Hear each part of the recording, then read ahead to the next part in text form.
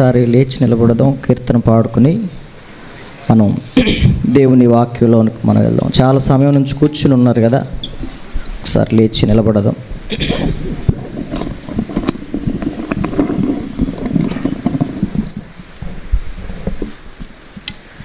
నా ఆత్మతో ఆనందముతో స్తుతింతును, విరిగి నలిగిన హృదయము నీకే అర్పింతును. పరవశించినే పాడగా నాలో నిన్నే నింపవా,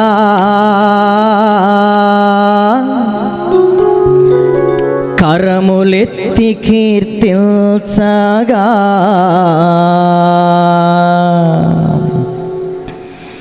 ఆత్మతో అభిషేకించవా. ఆరాధనా ఆరాధనా ఆరాధనా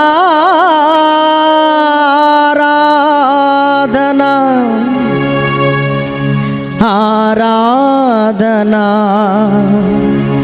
స్తుతి ఆరాధనా ఆరాధనా స్తుతి ఆరాధనా.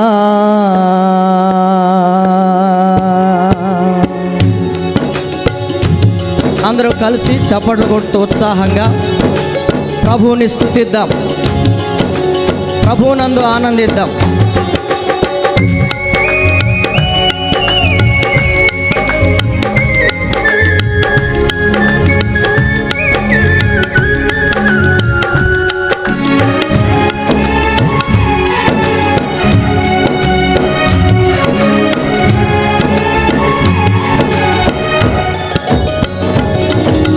నా ఆత్మతో ఆనందముతో స్తుతింతును, విరిగి నలిగిన హృదయము నీకే అర్పింతును. నా ఆత్మతో ఆనందముతో స్తుతింతును, విరిగి నలిగిన హృదయము నీకే అర్పింతును.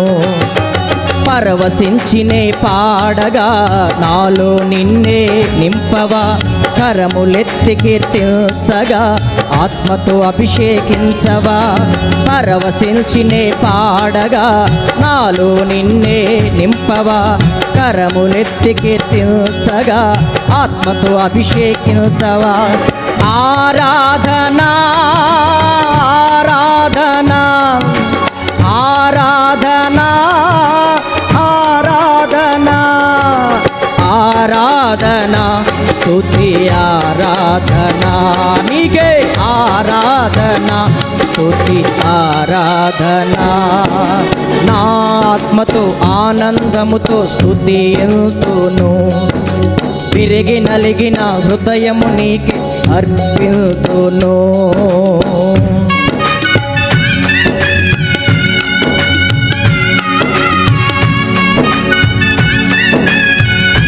అందరం కలిసి చప్పట్లు కొడుతూ ఏక మనస్సు కలిగి ప్రభువుని స్తుతిద్దాం.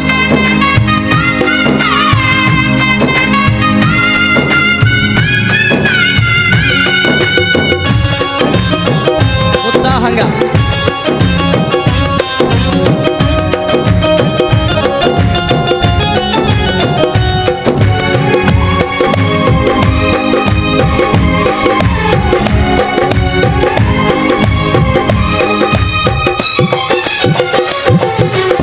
ఆత్మరూపుడవు అమరత్వుడవు ఆది అంతములు నీవే, లేని వాటిని ఉన్న వాటిగా పిలిచే యెహోవా.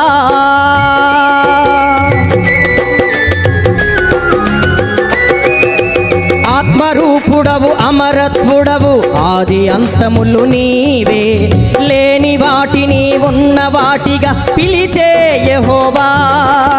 ఒక్కరై ఉన్న దేవుడవు నాపై వసించవా. నీలా నన్ను మార్చుటకు నాలోనే నివసించవా. ఒక్కరై ఉన్న దేవుడవు మాపై వసించవా. నీలా నన్ను మార్చుటకు నాలోనే నివసించవా. ఆరాధనా ఆరాధనా నీకే ఆరాధనా ఆరాధనా ఆరాధనా స్తుతి ఆరాధనా నీకే ఆరాధనా స్తుతి ఆరాధనా. నా ఆత్మతో ఆనందముతో స్తుతింతును. విరిగి నలిగిన హృదయము నీకే అర్పింతును. నా ఆత్మతో ఆనందముతో స్తుతింతును. విరిగి నలిగిన హృదయము నీకే అర్పింతును. పరవశించినే పాడగా నాలో నిన్నే నింపవా. కరములెత్తి కీర్తించగా ఆత్మతో అభిషేకించవా. పరవశించినే పాడగా నాలో నిన్నే నింపవా. కరములెత్తి కీర్తించగా ఆత్మతో అభిషేకించవా. ఆరాధనా ఆరాధనా ఆరాధనా ఆరాధనా ఆరాధనా స్తుతి ఆరాధనా నీకే ఆరాధనా స్తుతి ఆరాధనా ఆరాధనా స్తుతి ఆరాధనా నీకే ఆరాధనా స్తుతి ఆరాధనా. మరొక చరణం పాడి ప్రభుని స్తుతిద్దాం. మహాదేవుడు మృత్యుంజయుడైన దేవుణ్ణి కనపరుద్దాం.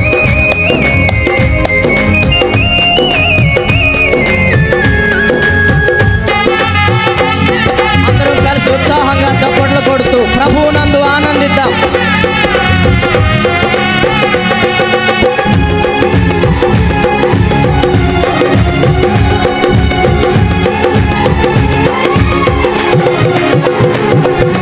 మహాదేవుడవు మృత్యుంజయుడవు మంచి కాపరివి నీవే.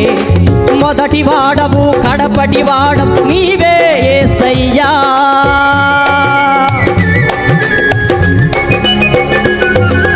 మహాదేవుడవు మృత్యుంజయుడవు మంచి కాపరివి నీవే.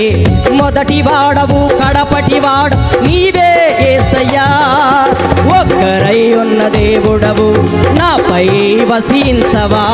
నీలా నన్ను మార్చుటకు నాలోనే నివసించవా. ఒక్కరై ఉన్న దేవుడవు నాపై వసించవా. నీలా నన్ను మార్చుటకు నాలోనే నివసించవా. ఆరాధనా ఆరాధనా నీకే ఆరాధనా ఆరాధనా ఆరాధనా స్తుతి ఆరాధనా నీకే ఆరాధనా స్తుతి ఆరాధన. అందరం ఆరాధనా స్తుతి ఆరాధనా నీకే ఆరాధనా స్తుతి ఆరాధనా. మరో చరణం పాడి మహాదేవుణ్ణి గణపరుద్దాం. మృత్యుంజయుడైన దేవుణ్ణి స్తుతిద్దాం ఉత్సాహంగా.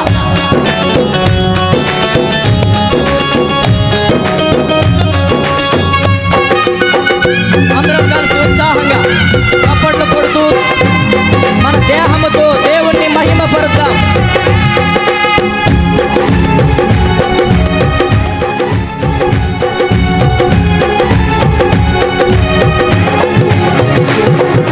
జీవదాతవు నిత్యుడవు మహిమ స్వరూపుడ నీవే. సర్వసత్యముకు మము నడుపునది నీవే పరిశుద్ధాత్ముడా.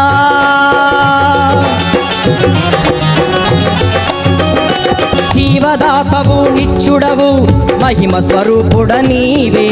సర్వసత్యముకు మము నడుపనిది నీవే పరిశుద్ధాత్ముడా ఒక్కరై ఉన్న దేవుడవు నాపై వసించవా నీలా నన్ను మార్చుటకు నాలోనే అందరూ అడుగుదాం. ఒక్కరై ఉన్న దేవుడవు నాపై వసించవా నీలా నన్ను మార్చుటకు నాలోనే నివసించవా. ఆరాధనా ఆరాధనా ఆరాధనా ఆరాధనా ఆరాధనా స్తుతి ఆరాధనా నీకే ఆరాధనా స్తుతి ఆరాధనా ఆరాధనా స్తుతి ఆరాధనా నీకే ఆరాధనా స్తుతి ఆరాధనా.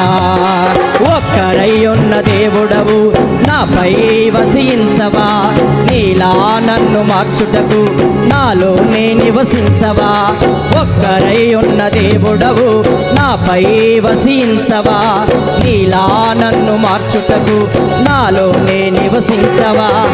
ఆరాధనా ఆరాధనా నీకే ఆరాధనా ఆరాధనా ఆరాధనా స్తుతి ఆరాధనా నీకే ఆరాధనా స్తుతి ఆరాధనా ఆరాధనా స్తుతి ఆరాధనా ఆరాధనా స్తుతి ఆరాధనా ఆరాధనా స్తుతి ఆరాధనా నీకే ఆరాధనా స్తుతి ఆరాధనా నీకే ఆరాధనా స్తుతి ఆరాధనా నీకే ఆరాధనా స్తుతి ఆరాధనా ఆరాధనా స్తుతి ఆరాధనా నీకే ఆరాధనా స్తుతి ఆరాధనా ఆరాధనా స్తుతి ఆరాధనా నీకే ఆరాధనా స్తుతి ఆరాధనా ఆరాధనా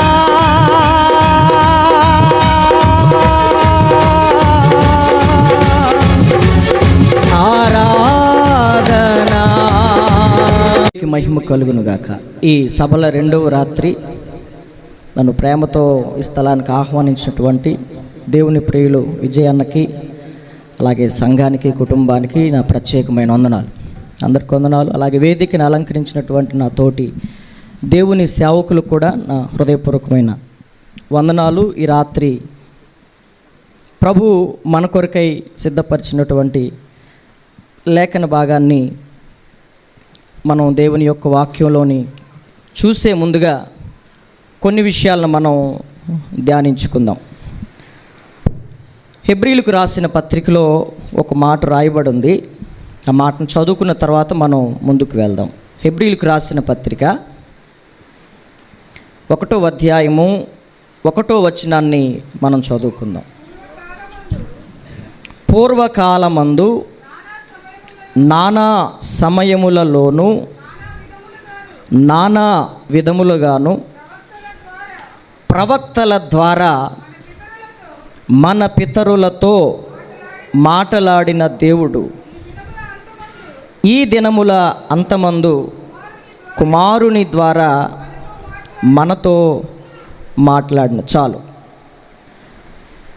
అంటే మీకు అర్థం కావటానికి మాటలు చదివించాను. పూర్వకాలము నుంచి కూడా నానా సమయాలలో నానా విధములుగా ప్రవక్తల ద్వారా మన పితరులతో మాట్లాడినటువంటి దేవుడు ఈ దినముల అంతమందు కుమారుని ద్వారా మనతో దేవుడు ఎందుకు మాట్లాడతాడు అనే విషయం మనకు అర్థం కావాలి. దేవుడు ఒక వ్యక్తిని తన మాటల ద్వారా లేకపోతే నానా సమయాల్లో నానా విధాలుగా ప్రవక్తల ద్వారా మాట్లాడుతున్న దేవుడు ఈ దినముల అంతమందు వాక్యం ద్వారా మనతో మాట్లాడుతున్న దేవుడు ఏం కోరుకుంటున్నాడు మనలో అనే విషయాలు మనకి అర్థం కావాలి. ఉదాహరణకు కొన్ని విషయాలు బైబిల్ గ్రంథంలో చెప్పి నా వాక్య భాగంలోనికి నేను ముందుకెళ్తాను. బైబిల్ గ్రంథంలో చాలామందితో దేవుడు ఒక్కసారే మాట్లాడాడు. మనతో ఎన్నిసార్లు మాట్లాడుతున్నాడు కానీ ఒక్కసారి మాట్లాడిన తర్వాత వాళ్ళ జీవితాలు చాలా అద్భుతంగా మారిపోయాయి.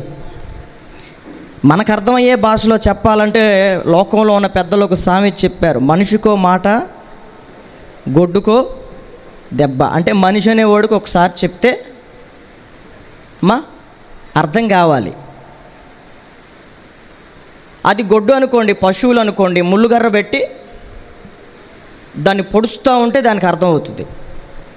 మనం అనేక పిచ్చుకల కంటే శ్రేష్ఠులం. దేవుడు బైబిల్ గ్రంథంలో సమరయ స్త్రీతో ఎన్నిసార్లు మాట్లాడాడు? మారిందా మారలేదా బ్రతుకు? మారిందా మారలేదా? మారింది. మరి మనతో ఎప్పటి నుంచి మాట్లాడుతున్నాడు? పక్కన పెట్టుకోవాలి. సమరయ స్త్రీతో దేవుడు ఒకసారి మాట్లాడాడు, ఆమె బతుకు అద్భుతంగా మారింది. నాతో ఎప్పటి నుంచో మాట్లాడుతున్నాడు, నా బతుకు ఎంత అధ్వానంగా మారింది అనేది మనం పరీక్షించుకోవాలి. దేవుని యొక్క వాక్యము అబ్రాహాముకి దర్శనం మందు వచ్చిందంట. ఆదికాండం గ్రంథంలో ఉంటాయి. అబ్రాహాముని చాలాసార్లు దర్శించాడా దేవుడు? ఒకే ఒక్కసారి దర్శించిన తర్వాత, నేను చూపించు దేశానికి నువ్వు వెళ్ళాలి, నువ్వు సమస్తాన్ని విడిచిపెట్టంటే మారు మాట్లాడకుండా దేవుని మాటకి లోబడ్డారు. కాబట్టి మన పితరులు చరిత్రలో నిలిచిపోయారు. మనమేమో చరిత్రలో కలిసిపోయేవాళ్ళం. మన తర్వాత మనం చచ్చిన తర్వాత ఎవడు మాట్లాడుకోడు మన గురించి. మనం ఎవరివే చరిత్రలో కలిసిపోయేవాళ్ళం.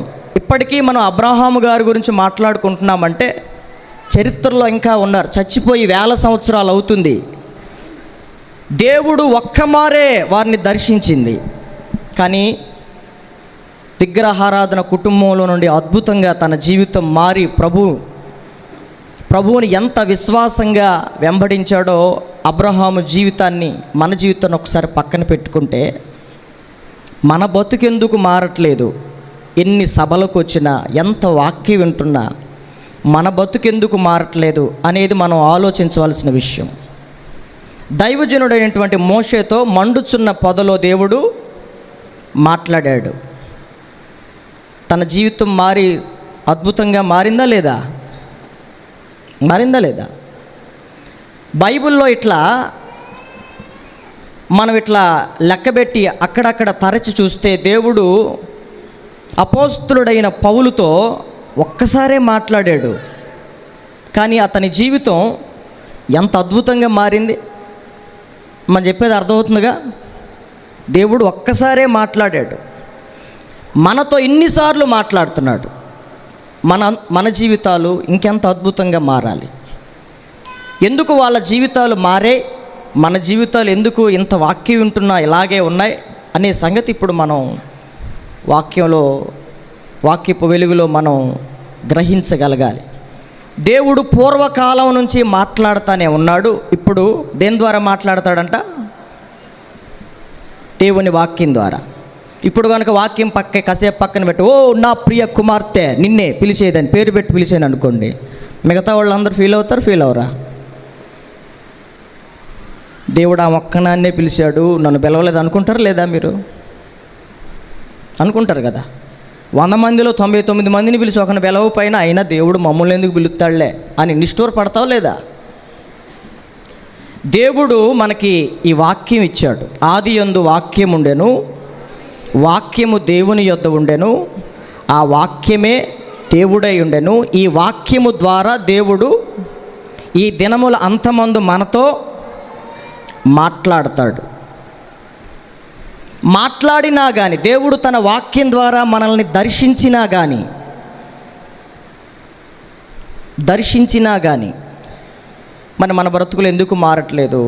బైబిల్లో ఒక మాట ఉంటుంది. దేవుడు యెరూషలేమును గురించి మాట్లాడుతూ అంటాడు, దేవుడు నిన్ను దర్శించిన కాలము నీవు ఎరుగకుంటివి గనుక రాయి మీద రాయి లేకుండా దేవుడు నిన్నేం చేసేస్తాడు? నాశనం చేసేస్తాడు అని చెప్పాడు. దేవుడు పూర్వకాలం నుంచి మాట్లాడుతున్నాడు, ప్రస్తుత కాలంలో కూడా మాట్లాడుతున్నాడు, రకరకాల సమయాల్లో మాట్లాడుతున్నాడు, రకరకాల వ్యక్తుల ద్వారా మాట్లాడుతున్నాడు.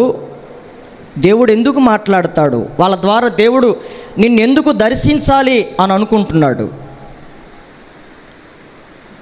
దైవజనుడైనటువంటి ఇర్మియాకి ఒక ప్రత్యక్షతనిచ్చాడు, ఒక దర్శనాన్ని ఇచ్చాడు, దైవ దర్శనాన్ని. యెషయా గారికి యెషయా గ్రంథం 6వ అధ్యాయంలో ఆ మాటలు ఉంటాయి. ఆ దర్శనం కనబడిన తరువాత, దేవుడు అతన్ని దర్శించిన తరువాత అతను అన్న మాట ఏంటంటే, అయ్యో నేను అపవిత్రమైన పెదవులు కలిగిన, చదవండి ఆ మాటలు ఒకసారి. యెషయా గ్రంథము 6వ అధ్యాయము మొట్టమొదటి నుంచి మీరు చదవగలిగితే అక్కడ అతనికి కలిగిన దర్శనం మనకు అర్థమవుతుంది. రాజైన ఉజ్జియా మృతి నొందిన సంవత్సరమున అత్యున్నతమైన సింహాసనమందు ప్రభు ఆసీనుడై ఉండగా నేను చూచితిని. ఆయన చొక్కాయ అంచులు దేవాలయమును నిండుకొనెను. ఆయనకు పైగా శరాపులు నిలిచి ఉండరి. ఒక్కొక్కరికి 6 రెక్కలుండెను. ప్రతివాడు 2 రెక్కలతో తన ముఖమును, రెంటితో తన కాళ్ళను కప్పుకొనుచు రెంటితో ఎగురుచుండెను. వారు సైన్యములకు అధిపతియగు యెహోవా పరిశుద్ధుడు, పరిశుద్ధుడు, పరిశుద్ధుడు, సర్వలోకమైన మహిమతో నిండి ఉన్నదని గొప్ప స్వరముతో గాన ప్రతిగానాలు చేయుచుండరి. వారి కంఠ స్వరము వలన గడప కమ్ముల పునాదులు కదులుచు మందిరము ధూమము చేత నిండగా. ఇది ఆయనకు కనబడిన దర్శనం. ఇది ఆయన చూస్తున్నాడు. అది తన కన్నులకి ప్రత్యక్షమైన తర్వాత, ఆ దర్శనం యొక్క ప్రభావం అతన్ని తాకిన తర్వాత అతనిలో కలిగిన ఒక మార్పు ఇప్పుడు మనం చదువుతున్నాం. చదవండి. అయ్యో నేను అపవిత్రమైన పెదవులు గలవాడను, అపవిత్రమైన పెదవులు గల జనుల మధ్యను నివసించువాడను, నేను నశించి తిని. రాజును సైన్యములకు అధిపతియునగు యెహోవాను నేను కన్నులారా చూచి తిని అనుకుంటుని. దేవుడు ఒక వ్యక్తిని దర్శిస్తే, దేవుడు దర్శించినప్పుడు ఆ వ్యక్తి గనక విధేయత చూపగలిగితే, ఆ వ్యక్తిలో నుంచి వచ్చే మొట్టమొదటి కేక ఏంటంటే, అయ్యో నేను ఎంత అపవిత్రుడనా అనే సంగతి ఎప్పుడు అర్థమైంది? మహాపరిశుద్ధుడైన దేవుడు. వాళ్ళు ఏమి స్తుతిస్తున్నారంట? సైన్యములకు అధిపత్యగు యెహోవా పరిశుద్ధుడు, పరిశుద్ధుడు, పరిశుద్ధుడని గాన ప్రతిగానాలతో ప్రతిధ్వనిస్తూ ఉంది. దద్దరిల్లిపోతుంది ఆ స్థలం. ఆయన యొక్క పవిత్రమైన పరిశుద్ధమైన దర్శనం అతనికి కనబడినప్పుడు ఇతనికి ఏమనిపించిందంటే, అయ్యో అప్పటి వరకు దేవుడు ఒక వ్యక్తిని దర్శించక మునుపు ఏమనుకుంటాడంటే, నేను బాగానే ఉన్నానులే, నేను ఎవరిని చెవుకు కూడా హాని చేసేవాడిని కాదు, నేను ఎవరిని మోసం చేయలేదు, ఇట్లా అనుకుంటూ ఉంటాడు. పర్లేదు, నేను దేవుని మందిరానికి వెళ్ళకపోయినా బాగానే ఉన్నాను, ఈ మాత్రం ఉంటే చాలులే అనుకుంటూ ఉంటాడు. ఇలాంటి అనుభవంలో ఉన్న యెషయాని దేవుడు దర్శించినప్పుడు అంటున్నాడు, అయ్యో నేను అపవిత్రమైన పెదవులు కలిగిన వాడను, అపవిత్రమైన పెదవులు గల జనుల మధ్య నివసించువాడను అన్న గ్రహింపు అతనికి కలిగింది. అప్పటి వరకు ఉందా? దేవుని యొక్క వాక్యం మనల్ని దర్శించినప్పుడు మనం ఏమై ఉన్నామో ఎంఆర్ఐ స్కాన్లో చూపించిన దానికంటే, సిటీ స్కాన్లో చూపించిన దానికంటే కూడా చాలా స్పష్టంగా దేవుడు అద్దంలో చూపించినట్లుగా దేవుడు మనకి చూపిస్తాడు. దేవుని యొక్క వాక్యం అద్దం లాంటిది. అతనికి అర్థమైంది, మొన్నటి వరకు నేను బాగానే ఉన్నానులే అనుకున్నాను, కానీ ఈయన్ను కూడా ఒకసారే దేవుడు దర్శించాడు. దర్శించిన తర్వాత అయ్యో నేను అపవిత్రమైన పెదవులు కలిగిన వాడిని మొరపెట్టినప్పుడు, అపవిత్రమైన పెదవులు గల జనుల మధ్య నేను నివసించువాడను, నేను నశించిపోతున్నాను అన్న సంగతి ఆయనకు అర్థమైంది. దేవుడు నిన్ను కూడా దర్శిస్తే నీలో నుంచి కూడా ఎలాంటి కేకలే వస్తాయి. దేవుడు దర్శించిన ఆ దర్శనానికి నువ్వు స్పందించకపోతే, దేవుడు దర్శించిన కాలం నువ్వు ఎరగకపోతే, ఎలాంటి వాక్యాలు, మీటింగులు, వర్తమానాలు, సేవకులు ఎంతమంది అయినా వచ్చుగాక, నువ్వు లోబడకపోతే, ఆ దైవ దర్శనానికి నువ్వు లోబడకపోతే, విధేయత చూపకపోతే, రావటం పోవటమే కనపడుతుంది తప్ప మన బతుకు బాగుపడేది ఏమీ ఉండదు. దేవుడు ఇక్కడ యెషయాని దర్శించినప్పుడు అంటున్నాడు, అప్పటి వరకు ఇలాంటి నాలో ఈ అనుభవాలు ఉన్నాయి అన్న సంగతి అతనికి తెలియదు. ఇప్పుడు మనకి ఈ లైట్లు కాంతుంది కదా, ఇంకా ఫోకస్ లైట్లు వేసామనుకోండి ఇంకా తెల్లగా కనపడుతుందిగా, ఇంకా బ్రైట్గా కనపడుతుందిగా. ఆ కాంతి చూస్తే కానీ ఈ కాంతి వెలవెలబోయినట్లుగా ఉంటుంది. అట్లాగే నేను పర్లేదులే బాగానే ఉన్నానులే అనుకుంటున్న యెషయాని దేవుడు దర్శించాడు, తన లోపమేంటో తనకు చూపించాడు. ఆయనకు కూడా అర్థమైంది, నేను నశించి తిని అని. అయ్యో, నేను ఇంత దిగజారిపోయిన స్థితిలో ఉన్నానా అన్న సంగతి, ఇంత పాపములో ఉన్నానా అన్న సంగతి ఎప్పుడు ఒక వ్యక్తికి అర్థమవుతుంది అంటే దేవుని యొక్క వాక్యం అతన్ని తాకినప్పుడు. నీ వాక్యము వెల్లడి అగుట తోడనే వెలుగు కలుగుతుంది అని బైబిల్ చెప్తుంది. ఈ దైవ దర్శనం ఎప్పుడైతే ఇతనికి కలిగిందో అతను ఇలా మొరపెడతా వచ్చాడు. కొంతమందిని దేవుడు ఎంత దర్శించినా ఇలాంటి పశ్చాత్తాపం వాళ్ళకి రానే రాదు. ఈ రోజుల్లో పశ్చాత్తాపం అనేది కరువైపోయింది. దేవుని వాక్యానికి ప్రజలు స్పందించటం కరువైపోయారు. అందుకనే ఒకప్పుడు బాగా పశ్చాత్తాపడేవాళ్ళండి. అంటే ఒకప్పుడు పాపులు ఎక్కువని ఇప్పుడు పాపులు తగ్గిపోయారా? ఇంకా ఎక్కువయ్యారు, ఇంకా ఎక్కువయ్యారు. ఈరోజు పశ్చాత్తాపడి దేవుని వాక్యానికి అప్పగించుకుని అయ్యో నేను ఈ స్థితిలో ఉన్నానా అనే గ్రహింపు కలిగిన వాళ్ళు కొదువైపోతున్న దినాలు. అందుకనే రావడం పోవడం, కాసేపు పార్కులో కూర్చుని కాసేపు ఆనందించిపోయినట్టుగా, కొన్ని ఆహ్లాదకరమైన స్థలాల్లో కూర్చుని పోయినట్టుగా కాసేపు కూర్చుని వెళ్ళటమే. కానీ అట్లా ఉంటే మీకేం ప్రయోజనం ఉంటుంది? నేను అందుకే అంటున్నాను, దేవుడు వీరిని ఒక్కసారి దర్శిస్తేనే ఇతను ప్రవక్తలందరిలో కూడా గొప్ప ప్రవక్త అయ్యాడు. ఎన్నిసార్లు దర్శించాడు? ఒక్కసారి, ఒకే ఒక్కసారి. సమరయ స్త్రీతో ఒకే ఒక్కసారి. అందుకే చెప్పాను, మనిషికో మాట, మనుషులం కాదా మనం. అంటే మీకు కోపాలు వస్తాయి కానీ మనుషులం కాదమ్మా మనం. ఒకసారి చెబితే అర్థం కావద్దు. అందుకే కొన్నిసార్లు మన పిల్ల అంటున్నాడు, నువ్వు అసలు మనిషివేనంటరా అంటది కొడుకుని. నువ్వు మనిషివా దొనపోతువా?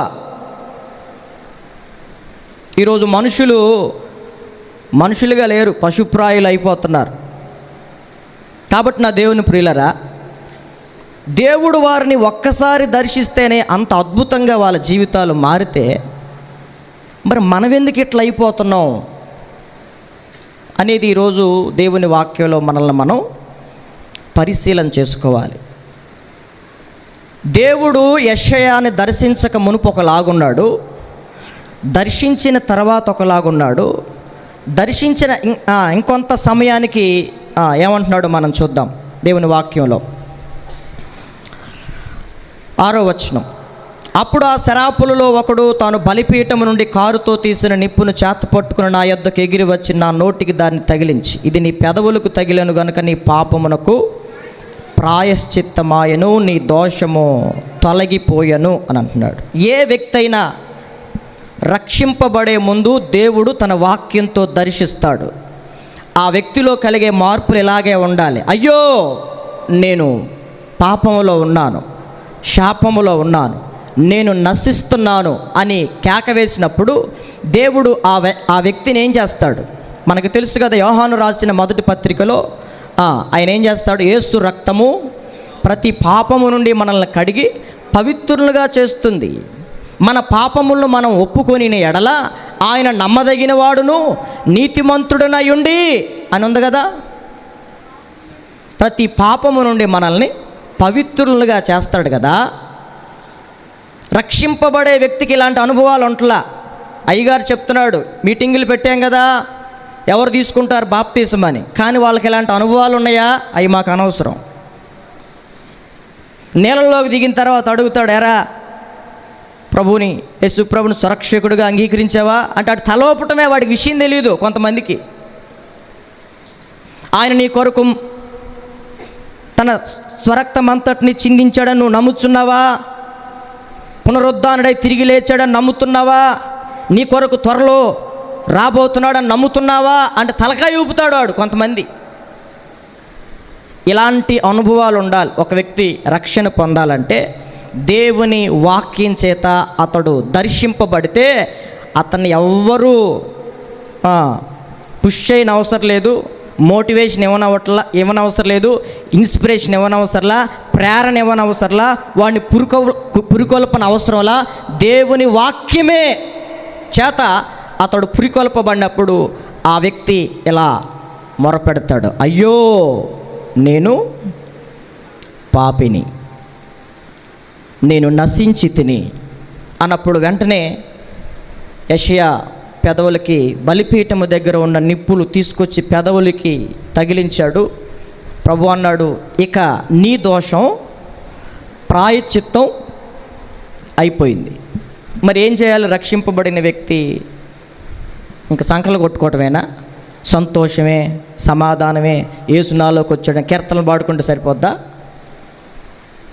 రక్షింపబడిన ప్రతి వ్యక్తి జీవితంలో అక్కడ ఇంకొక కార్యం మనకు కనపడుతుంది. మీరు చూడండి, తర్వాత చదవండి. అప్పుడు నేను ఎవని పంపెదను, మా నిమిత్తము ఎవడు పోవునని ప్రభువు సెలవీయగా వింటిని. అంతట నేను చిత్తగించము, నేనున్నాను, నన్ను పంపుమనగా.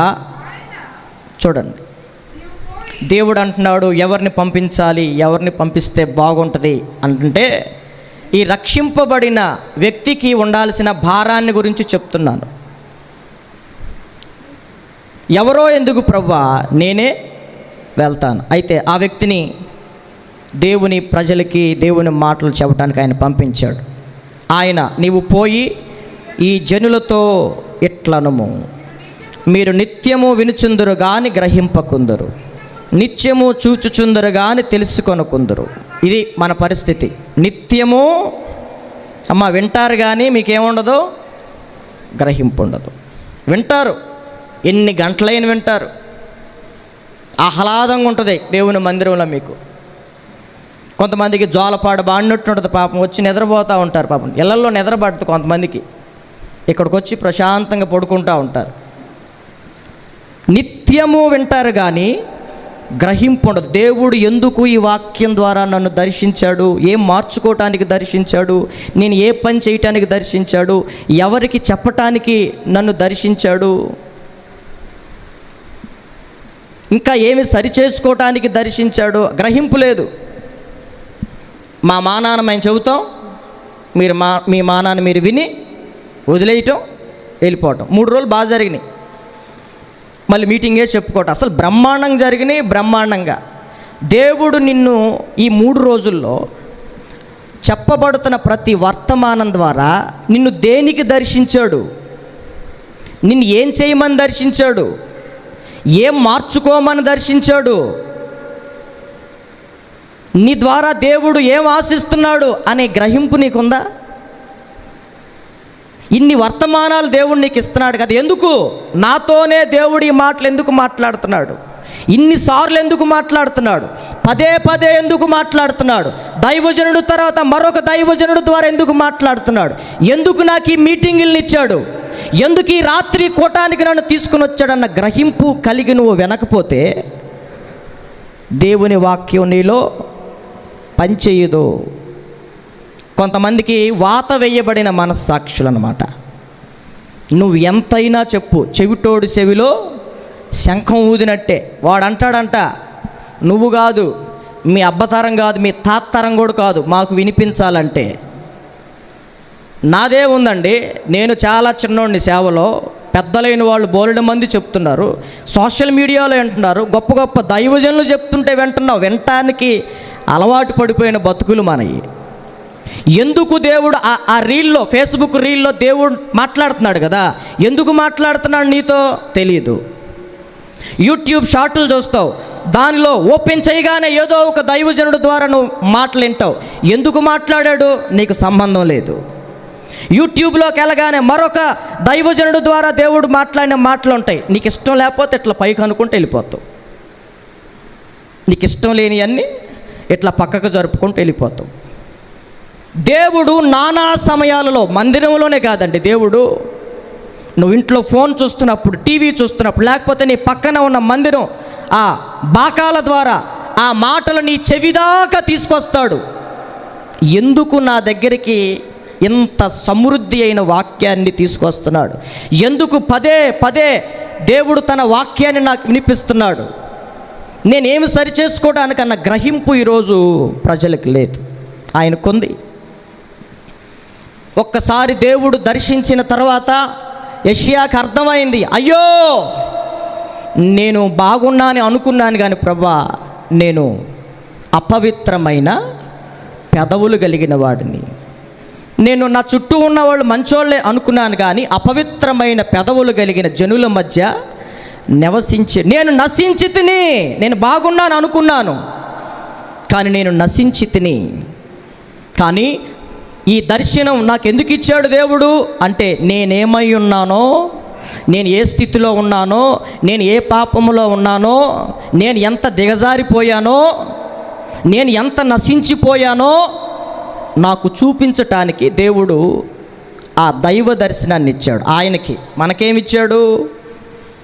వర్తమానాల మీద నువ్వేమో కూర్చుని మార్కులు వేసుకుంటా ఉంటావు. ఆయన బాగా చెప్పాడు, ఆయన వరిసి చెప్పాడు, ఈయనేంది నిదానంగా చెబుతున్నాడు, ఆయన ఏంది అటు ఇటు తిరిగి చెబుతున్నాడు. నీకు కావాల్సింది అసలు ఈ 3 రోజుల్లో బాగా ఎవరు చెప్పారంటో, ఇది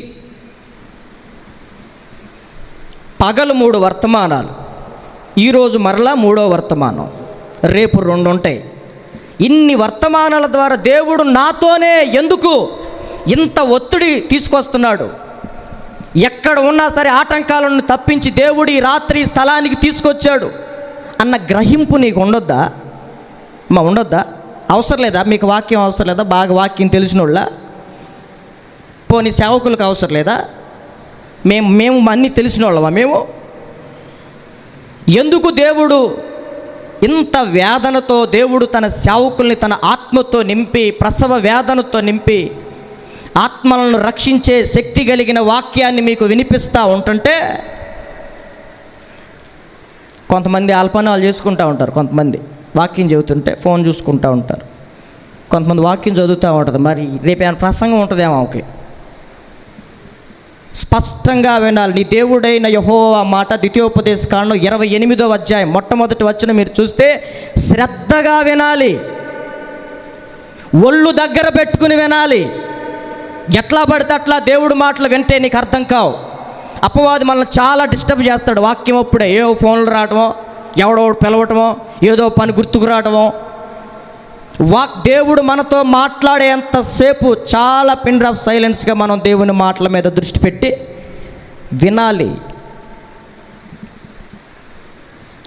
ఎందుకు నాతో మాట్లాడుతున్నాడన్న గ్రహింపు ఎప్పుడైతే నీకు వస్తుందో ఆ క్షణమే నీ జీవితం మారిద్ది. అదే దాన్నే అంటారు దేవుని ఆత్మకార్యం. అప్పుడే జరిగిద్ది. అది స్వస్థత, మారు మనసా, ఇంకా ఏదన్నానా, అప్పుడే ఆ క్షణమే నువ్వు లోబడితే దేవుని వాక్యానికి, అవును ప్రభా. సమరయ స్త్రీతో దేవుడు మాట్లాడుతుంటే ఒక్కొక్క విషయం, అవును ప్రభా నువ్వు చెప్పేదంతా నిజమే, ఇది కూడా వాస్తవమే, ఇది కూడా సత్యమే, ఇది కూడా నిజమే. ఒప్పుకుందా లేదా? ఈరోజు నువ్వు వాక్యంలో దేవుడు మాట, నాకు కాదు భలే తగిలిందే ఈరోజు అక్కకే, అయ్యగారు భలే మాట్లాడాడు ఈరోజు, అంతే ఉండాలా, ఆమెకంతే ఉండాలా. నీకు అవసరం లేదా? నువ్వు పవిత్రురాలివి, పరిశుద్ధుడివి, నీకు అవసరం లేదా? నీతో దేవుడు మాట్లాడట్లా, ఎదుటోడితో దేవుడు మాట్లాడుతానన్న గ్రహింపు నీకుంది, కానీ దేవుడు నీతో ఎందుకు మాట్లాడుతున్నాడు అన్న గ్రహింపు నీకు లేదా? సమరయ స్త్రీ జీవితం అప్పుడే ఆ క్షణమే మారిందా, మారలేదా? ఏమన్నా అబ్జర్వేషన్లో పెట్టి కొన్ని రోజుల తర్వాత ఏమన్నా మారిందామే? ఆ క్షణమే. ఇంకా ఎప్పుడైతే సమరయ స్త్రీతో దేవుడు మాట్లాడాడో, దేవుడు ఆమెను యాకోబు బావి దగ్గర ఎప్పుడైతే దర్శించాడో, కొండ సంగతి మర్చిపోయింది. ఎక్కడికి వెళ్ళింది? ఊర్లోకి వెళ్ళింది. ఎందుకు వెళ్ళింది?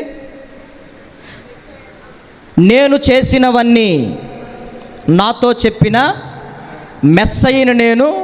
ఒక పాట ఉంటుందిలే, యాకోబు బావి కాడ యేసయ్యను చూశానమ్మ, దాంట్లో ఒక లిరిక్ ఉంటుంది, నా గుట్టు విప్పినవాడు మీ గుట్టు విప్పుతాడు అని పాడిందంట. నా చరిత్రే కాదు అక్కాయిలు, మీ చరిత్ర కూడా చెప్తాడు, రండి. నువ్వు చెప్తే ఎవడు నమ్ముతాడే? నీ బతుకేమన్నా బాగుందా అని మొత్తానికి ఎక్కడో వాళ్ళకి అనిపిస్తుంది, వెళ్ళారు. నువ్వు చెప్పే మాటలను బట్టి కావు, మేము స్వయముగా ఆయన దగ్గరికి వెళ్ళి విని నిజముగా లోకరక్షకుడని మేము తెలుసుకున్నాం. అంటే దేవుడు ఒక వ్యక్తిని దర్శించిన తర్వాత అతడు మార్పు పొందుతాడు. మార్పు పొందిన తర్వాత అతను తర్వాత చేయాల్సిన పని ఏంటంటే ప్రతి విశ్వాసి జీవితంలో సువార్త ప్రకటించటం, సాక్షిగా బ్రతకటం, సత్యానికి సాక్షిగా, క్రీస్తుకు సాక్షిగా బ్రతకటం. ఈరోజు అలాంటివి ఏమి లేవు. బాప్తీసం పొందటం, మునిగిపోవటం, తర్వాత ఆయన సంఘానికి కూడా వస్తాడో రాడో తెలియదు. నిజముగా దేవుడు నిన్ను దర్శిస్తే అప్పుడే నీలో మార్పు కలుగుతుంది. దాన్ని వదిలేస్తావు, నువ్వు లోబడితే అప్పుడే ఆ వ్యసనంలో నుండి బయటకు వస్తావు. ఆ తర్వాత నీలో జరిగే మరొక ఆత్మకార్యం ఏంటంటే నువ్వు మౌనంగా ఉండవు. ఏం చేస్తావు? సువార్త ప్రకటించాలన్న ఆశ కలుగుతుంది. మరొక భాగాన్ని నేను మీకు బైబిల్ గ్రంథంలో చూపిస్తాను. చూడండి, రోమీలకు రాసిన పత్రిక 7వ అధ్యాయము 24వ వచనం. అపోస్తులుడైన పౌలు రోమీలకు రాసిన పత్రిక 7వ అధ్యాయం 24వ వచనం. అయ్యో నేనెంత దౌర్భాగ్యుడను, ఇట్టి మరణమునకు లోనగు శరీరము నుండి నన్ను ఎవడు విడిపించునని మరొక ఆయన కేక వేస్తున్నాడు. దేవుడు అపోస్తులుడైన పౌలుని సౌలుగా ఉన్నప్పుడు దర్శించాడు. ప్రకాశమానమైన వెలుగు అతనికి కనబడింది. అప్పటికే సంఘాన్ని హింసించటానికి, ఇబ్బంది పెట్టడానికి తాకీదులు తీసుకుని బయలుదేరాడు ఆ వ్యక్తి. ధర్మశాస్త్రాన్ని బాగా నేర్చుకున్న వ్యక్తి, మంచి నిష్ట కలిగిన వ్యక్తి. అలాంటి వ్యక్తిని దేవుడు దర్శించాడు. బాగా చదువుకున్నవాడు, ధర్మశాస్త్రాన్ని బాగా అవపాసన పట్టినవాడు, గమలీయేలు పాదాల దగ్గర. తనకి ఆ రోజుల్లో అంత చదువుకున్న వాళ్ళు కూడా ఎవరు లేరు. సంఘాన్ని హింసించటానికి అతను బయలుదేరినప్పుడు దేవుడు అతన్ని దర్శించాడు. ఒక్కసారే, మీరు గుర్తుపెట్టుకోండి, ఒక్కసారే ఆ ప్రకాశమానమైన వెలుగు అతనికి కనబడింది. ఫస్ట్ కళ్ళు పోయాయి. గుర్రం మీద నుంచి కింద పడ్డాడు. ఒక స్వరం వినబడుతుంది. అతను అడుగుతున్నాడు, నువ్వెవరివి? నీవు హింసించుచున్న యేసును అన్నాడు. ఆ ప్రకాశమానమైన వెలుగులో అతడు చేసేది ఎంతవరకు కరెక్టో కాదో అతనికి అర్థమైపోయింది. మీరు బైబిల్లో ఆ సందర్భాన్ని చదవండి. ఆ క్షణము నుండే అతనిలో మార్పు మొదలైంది. ఏమన్నా వారం రోజులు ఉపవాస ప్రార్థనలు ఉన్నాడమ్మా? ఉన్నాడా? దేవుని ఆత్మకార్యం అప్పుడే జరిగేది, వారం తర్వాత, నెల తర్వాత జరిగేది కాదు. అప్పుడే దేవుడు మాట్లాడాడు. మరలా నువ్వు 3 దినాలు ఉపవాసం ఉండి పలాయన ఆయన వస్తాడు, అననీయ, అతను ప్రార్థన చేస్తాడు, నీ కళ్ళు తెరవబడతాయి, తర్వాత నువ్వు సాక్షిగా బతకాలి. క్రైస్తవ సంఘాన్ని హింసించటానికి తాకీదులు పట్టుకున్న వ్యక్తి ఆ పని మర్చిపోయాడు అక్కడ. ఇప్పుడు ఏ పని చేస్తున్నాడు చూడండి. ఏ సంఘాన్నైతే హింసించటానికి వచ్చాడో చూడండి, ఆ సంఘాలను విరివిగా కట్టడానికి దేవుడు ఆ వ్యక్తిని అద్భుతంగా వాడుకున్నాడు. దేవుడేమన్నా పక్షపాత అని అడుగుతున్నా నేను. దేవుడు నిన్ను దర్శించట్లేదా అట్లాగా? నీలో నాలో ఎందుకు కలగట్లేదు? దేవుడేమన్నా మారిపోయాడా? దేవుని సామర్థ్యం ఏమన్నా తక్కువైపోయిందా? మన పితరులనే వాడుకున్నాడు, నిన్ను వాడుకోడా? ఒక్కసారే ఇతను రక్షింపబడిన తర్వాత ఇప్పుడేమి ఏం కేకేశాడు? అయ్యో నేను ఎంత దౌర్భాగ్యంలో ఉన్నాను, నేను ఇన్ని రోజులు కన్ను మిన్ను కానకుండా తిరిగాను, నాకు అర్థం కాలా. ఎవడ చెప్పినా వెండో, మా తెలుసులేపో అంటాడు. అలాంటి వ్యక్తి ఆయన. బాగా చదువుకున్నవాడు, ధర్మశాస్త్రం యందు పట్టు కలిగినవాడు. అందుకని దేవుడే స్వయంగా సౌలుని దర్శించి పౌలుగా మార్చాడు. కొంతమంది విననోళ్ళని వాళ్ళు ఉంటారు, దేవుడు స్వయంగా వాళ్ళని దర్శిస్తాడు. తర్వాత ఈయన మరి ఇంకో కేక వేశాడు. బైబిల్ గ్రంథంలో ఆ మాట నేను మీకు గుర్తు చేస్తాను. కొరింథీయులకు రాసిన పత్రిక, మొదటి పత్రిక అనుకుంటుంది, చూడండి. అయ్యో, సువార్త ప్రకటింపకపోయిన ఎడల నాకు శ్రమ అనే మాటలు కనబడతాయి. ఏమంటున్నాడు మరలా ఆయన? అయ్యో, మొదటి కొరింథీ 9వ అధ్యాయము 16వ వచనం, నేను సువార్తను ప్రకటించుచున్నను, నాకు అతిశయ కారణము లేదు. సువార్త ప్రకటించవలసిన భారము నా మీద మోపబడి ఉన్నది. అయ్యో, నేను సువార్తను ప్రకటింపకపోయిన ఎడల నాకు శ్రమ. మరొక కేకేస్తున్నాడు. దేవుడు మొట్టమొదట దర్శించినప్పుడు, అయ్యో నేనెంత దౌర్భాగ్యుడని, ఇట్టి మరణమునకు లోనగు శరీరము నుండి నన్ను ఎవడు విడిపించును అని పశ్చాత్తాపడి ప్రభు పాదాలు పట్టుకున్న వ్యక్తి మౌనముగా ఉండలేకపోతున్నాడు. ఏమంటున్నాడు? సువార్త ప్రకటింపవలసిన భారం దేవుడు నా మీద పెట్టాడు. ఒకవేళ నేను ఈ సువార్త ప్రకటించకపోతే, ఆయనకు సాక్షిగా బ్రతకకపోతే, ఆయన చెప్పిన మాటలను ఆయన ప్రజలకు వివరించకపోతే నాకు శ్రమ. ఇది ప్రతి విశ్వాసి జీవితంలో రక్షింపబడిన తర్వాత జరగాల్సిన ప్రక్రియ. అందుకనే ఆదిమ సంఘములో దేవుని యొక్క వాక్యము ద్వారా దర్శించబడి అనేకమైన అద్భుత కార్యాల ద్వారా వాళ్ళు సంతోషించి సాక్షులుగా బతికారు. సంఘములో మనం అట్లా ఉండాలి.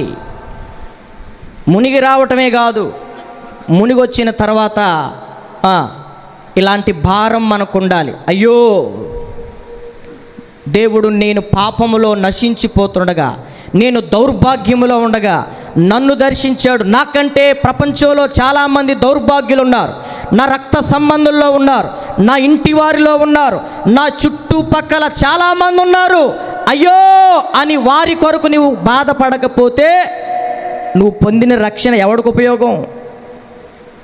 నువ్వు పొందిన మారు మనసు ఎవరికి ఉపయోగం? దేవుడు ఏది చేసినా అందరి ప్రయోజనం కొరకు చేస్తాడు. నిన్ను రక్షించుకుంది నీ ప్రయోజనం కోసం, నీ స్వప్రయోజనం కోసం, కేవలం నీ కుటుంబం కోసం కాదు, అందరి ప్రయోజనం కోసం దేవుడు తన ఆత్మ ప్రత్యక్షతను అనుగ్రహించి నిన్ను రక్షించింది. ఎందుకంటే ఇలాంటి భారం కలిగి పనిచేస్తావాలి. భారం లేదు, వాక్యం వింటేనేమో పశ్చాత్తాపం లేదు, గ్రహించే మనసు లేదు.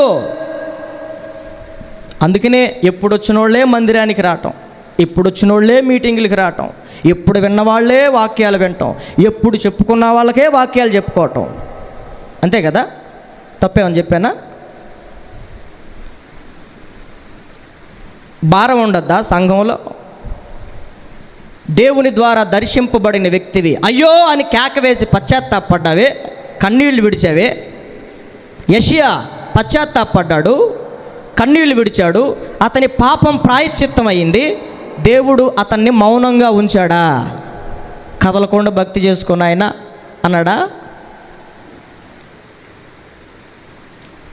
నేను కొన్ని ప్రాంతాలు చూపిస్తాను, అక్కడికి వెళ్ళి నేనేం చెప్పానో మా పొద్దుగూకులకి మేము చెప్పుకోవటమేనా? మీరు చెప్పరా నోరు తెరిచి?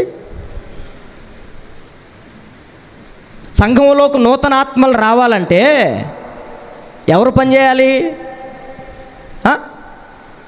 మీరేం బెల్లం కొట్టిన రాయిలాగా, నిమ్మకెత్తిన నీరులాగా, ఎక్కడేసిన గొంగలు అన్నట్టుగా మీరు వింటా ఉండండి, కమ్మగా వింటా ఉండండి, రేపు కూడా వింటా ఉండండి. కదలొద్దు, సువార్త చెప్పొద్దు, దేవుడు చేసిన మేళ్ళు చెప్పొద్దు, సాక్షులుగా బతకొద్దు. ఆ అపవాదిగాడేమో నోటికేమైనా ప్లాస్టర్ వేసాడేమో అనిపిస్తుంది. నోరు తెరవరో, దేవుని కార్యాలు ఇతరులకు చెప్పరు. అన్యులకు తెలియదు కదమ్మా, అన్యులకు తెలియదు. మన చుట్టుపక్కలంత అన్యులే కదా. దేవుడి గొప్పతనం తెలియదు కదా, దేవుని యొక్క త్యాగం వాళ్ళకి తెలియదు కదా, దేవుని యొక్క ప్రేమ వాళ్ళకి తెలియదు కదా. చెప్పేవాళ్ళు లేకపోతే ఎలా తెలుసుకుంటారు? మేము పోతే రానీరు కదా, కానీ మీరు వెళ్ళగలరు. మీకు చాలా అవకాశాలు ఉన్నాయి. మన అక్కోళ్ళకి ఎన్ని అవకాశాలు ఉన్నాయి. కొట్టు దగ్గర మాట్లాడుకుంటారా, అరుగుల మీద కూర్చుని మాట్లాడుకుంటారా, ఏయో దరిద్రపు మాటలన్నీ మాట్లాడుకుంటారు. కానీ ఒక వ్యక్తిని దేవుని మందిరానికి తీసుకొద్దామే అన్న భారం ఉండొద్దండి. సిలువ యొద్దకు తీసుకొద్దాం, సువార్త యొద్దకు తీసుకొద్దాం అన్న భారం. నేను అడుగుతున్నాను, అసలు నువ్వు రక్షింపబడిన వ్యక్తివేనా? నువ్వు, కొంతమంది అంటారు నువ్వు అసలు మనిషివేనా అంటారు, చూసారా? అదే కోవలో నువ్వు అసలు రక్షింపబడిన వ్యక్తివేనా? అసలు నువ్వు, నీ ద్వారా ఒక్క ఆత్మ కూడా దేవుని సన్నిధికి రాకపోతే ఎవరికయ్యా ప్రయోజనం? నువ్వు పొందిన రక్షణ ఎవరికి ప్రయోజనం? ఆలోచించుకోవద్దా? ఒక్కసారి దర్శింపబడిన సమరయ స్త్రీ తన గ్రామంలోనికి వెళ్ళి సిగ్గు లేకుండా నా బతుకంతా చెప్పాడు, మీ బతుకు కూడా చెప్తాడు, నా బతుకు మార్చాడు, మీ బతుకు కూడా మారుస్తాడని వాళ్ళు వినినా వినకపోయినా, వాళ్ళు అంగీకరించినా అంగీకరించకపోయినా సువార్త విషయంలో సిగ్గుపడకుండా చెప్పిందా చెప్పలేదా? చెప్పొద్దు. ఆ భారం మనకు లేదా? ఆ ఒక్కదానికి ఇచ్చాడా ప్రత్యేక కృపారం? అదే యెషయా గారికి ఇచ్చాడు, పౌలుకి ఇచ్చాడు, ఇంకా ఎవరికి లేదా భారం? అందుకే నేను కేకేస్తున్నాడు, అయ్యో నేను ఎంత దౌర్భాగ్యుడను, ఈ దౌర్భాగ్యములో నుంచి, ఈ మరణకరమైనటువంటి శరీరములో నుండి ప్రభువా నన్ను విడిపించావు, నేను ఎలా మౌనంగా ఉంటాను? సువార్త ప్రకటించవలసిన భారం నా మీద మోపబడి ఉన్నది. ఒకవేళ నేను ప్రకటించకపోతే కొన్ని శ్రమల కారణం మీ జీవితాల్లో అయ్యే, ప్రభువుకి సాక్షిగా బతకలేకపోవటం మూలంగానే కుటుంబంలో కొన్ని సమస్యలు. ఇక్కడ ఒక అద్భుతమైన విషయం ఏంటంటే, సువార్త చెప్పినా శ్రమ ఉంటుంది, సువార్త చెప్పకపోయినా అదే విషయం. సువార్త చెప్పి శ్రమపడ్డావనుకో ధన్యురాలు అవుతావు, ధన్యుడు అవుతావు. ప్రభువు నామాన్ని బట్టి సువార్త చెబితే కొడతారు, తిడతారు. కొన్ని మనం ఎటు కూడా వెళ్ళమనుకోండి వీధి సువార్తలకి, మనకు సిగ్గు కదా.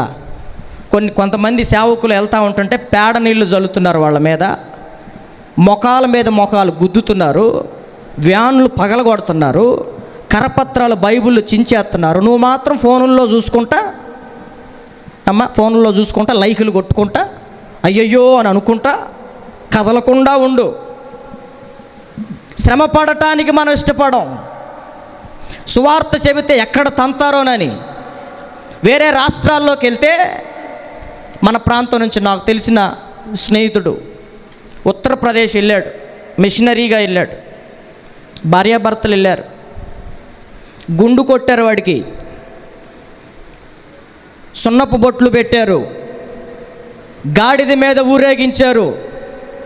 అతను అంటాడు, అరే భార్య అంటది, ఎందుకండి ఈ సేవ అంటే, నోర్మోయ్ ఇంతవరకు వచ్చింది కాబట్టి, ఇంతకంటే అవమానం ఇంకేం జరిగిద్ది, సచ్చేదాకా ఎట్లాగే సువార్త చెప్తారు అన్నాడు. దేవునికి మహిమ కలుగును గాక. అలాంటి వైరాగ్యంతో పనిచేసే వాళ్ళు ఉన్నారు. నువ్వు మాత్రం నేను మాత్రం కదలకుండా చెప్పుకున్న వాళ్ళకే చెప్పుకుంటా, విన్నవాళ్ళమే వింటాం కదా. మనం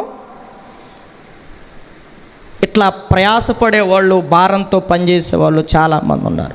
దేవుడు నిజంగా నిన్ను దర్శిస్తే నువ్వు మౌనంగా ఉండలేవు. మౌనంగా ఎందుకుంటారు? దేవుడు దర్శించినా ఎరగకపోతే, దేవుడు దర్శించినా నువ్వు నిర్లక్ష్య పెడితే, దేవుడు దర్శించినా నువ్వు పట్టనట్టుగా ఉంటే నువ్వు కదలలేవు. ఏ కోవలో ఉండావో ఆలోచించుకో. మొదట దేవుడు నిన్ను దర్శించట్లేదా? అది అసాధ్యం. ప్రతి ఒక్కరితో దేవుడు మాట్లాడుతున్నాడు. నానా సమయాల్లో నానా విధాలుగా దేవుడు రకరకాల సోషల్ మీడియా ద్వారా కూడా దేవుడు మాట్లాడుతున్నాడు. అయితే చూచి చూడనట్లుగా, విని విన్నట్టుగా. యాక్సిడెంట్ అయిందనుకోండి, దారి మధ్యలో కొంతమంది చూడండి, వెంటనే బండి ఆపి యాక్సిడెంట్ అయినోడికి మంచినీళ్ళు ఇచ్చి వాడి మొహాలను నీళ్లు జల్లి వాడికి కొంచెం పరిచర్య చేసి ఫోన్ తీసుకుని బ్రదరు ఎక్కడ ఏంటని అడుగుతారు. మానవత్వం. ఒక్కొక్కడు ఉంటాడు, నాబోటాడు నీబోటాడు, తొంగి చూసి మనోడు కాదులే, మన సంఘమోడు కాదు, మన ఊరోడు, మనకెందుకురా ఇవన్నీ అనుకునేవాళ్ళు అనమాట. అంటే చూసావు కాసేపు ఆగి అక్కడ స్పందించి వాడికి ఏమైనా హెల్ప్ చేయొచ్చు. బైబిల్లో ఇలాంటి సందర్భం ఒకటి ఉంది కదా. ఒక వ్యక్తి యెరూషలేము నుండి యెరికోకి దిగి వస్తున్నాడు. దొంగలు వాడిని పట్టుకున్నారు, కొట్టారు, కొరప్రాణంతో వదిలేశారు. ఆ దారి మధ్యలో ఎవరు వెళ్ళారంటమ్మ? ఫస్ట్ ఒక యాజకుడు వెళ్ళాడు, చూశాడు, మనోడు కాదు అనుకున్నాడు. మనం కూడా అనుకుంటాం కదా, మన సంఘస్థులు అయితే, మన మందిరం వాళ్ళు అయితే, లేకపోతే మన కులపోళ్ళు అయితే, మన ఇంటి పేరటోళ్ళు అయితే, మన రక్త సంబంధులు అయితే ఏమైనా ఆగి స్పందిస్తాం. ఆయన వెళ్ళిపోయాడు, మనోడు కాదులే అని. తర్వాత ఇంకొక లేవీయుడు వచ్చాడు. ఆయన కూడా అనుకున్నాడు, వీడు మనోడు కాదురా, మనం ఎందుకురా అనవసరంగా ఏలు పెట్టడం అనుకున్నాడు. తర్వాత ఇంకొక ఆయన వచ్చాడు. ఎవరు? సమరయుడు. ఆగాడు, చూచాడు, కనికరపడ్డాడు, అవునా, పరిచర్య చేశాడు, పూట కోళ్ళ వాని ఇంటికి తీసుకెళ్ళాడు. అవునా కదా? మనం చాలా నశించిపోయే ఆత్మలను చూస్తున్నాం, మన కుటుంబంలోనే చూస్తున్నాం కదండి. మన చుట్టుపక్కల ఈ మధ్యకాలంలో చూడండి, యవనస్తులు పెట్టలు రాలిపోయినట్టు రాలిపోతున్నారు, ఆత్మహత్యలు చేసుకుని చచ్చిపోతున్నారు. చుట్టంతా ఎదిగిన పిల్లలు, కొడుకులు, కూతుళ్ళు చచ్చిపోతే ఆ తల్లిదండ్రులు ఏడుస్తూ ఉంటుంటే గుండె పగిలిపోతూ ఉంది. దైవ సేవకుల గుండెలు పగిలిపోతూ ఉన్నాయి. అరే, ఇప్పటి వరకు వాడు చేతికొచ్చాడు, ఇంకొన్నాళ్ళకి చదువుకుంటే ఉద్యోగం చేస్తే వాళ్ళ లైఫ్ సెటిల్ అయిపోద్ది, వాళ్ళ పేదరికం తొలగిపోద్ది, వాళ్ళ సేవా జీవితం మారిపోద్ది. అంతలోనే ఏమైపోయాడు? కొన్ని వార్తలు వింటుంటే ఏం చెప్పాలి వాళ్ళకి? ఏం చెప్తే ఆదరణ కలుగుతుంది వాళ్ళకి? ఏం చెప్తే వాళ్ళు ఓదార్పు పొందుతారు? ఒక 22 ఏళ్ల కొడుకు అప్పటిదాకా పెంచుకుని కళ్ళ ఎదుట చచ్చిపోతే ఆ తండ్రి పడే బాధ మామూలు బాధ? మన రక్త సంబంధుల్లో కొంతమందిని చూసే మనం అంత బాధపడిపోతున్నాం.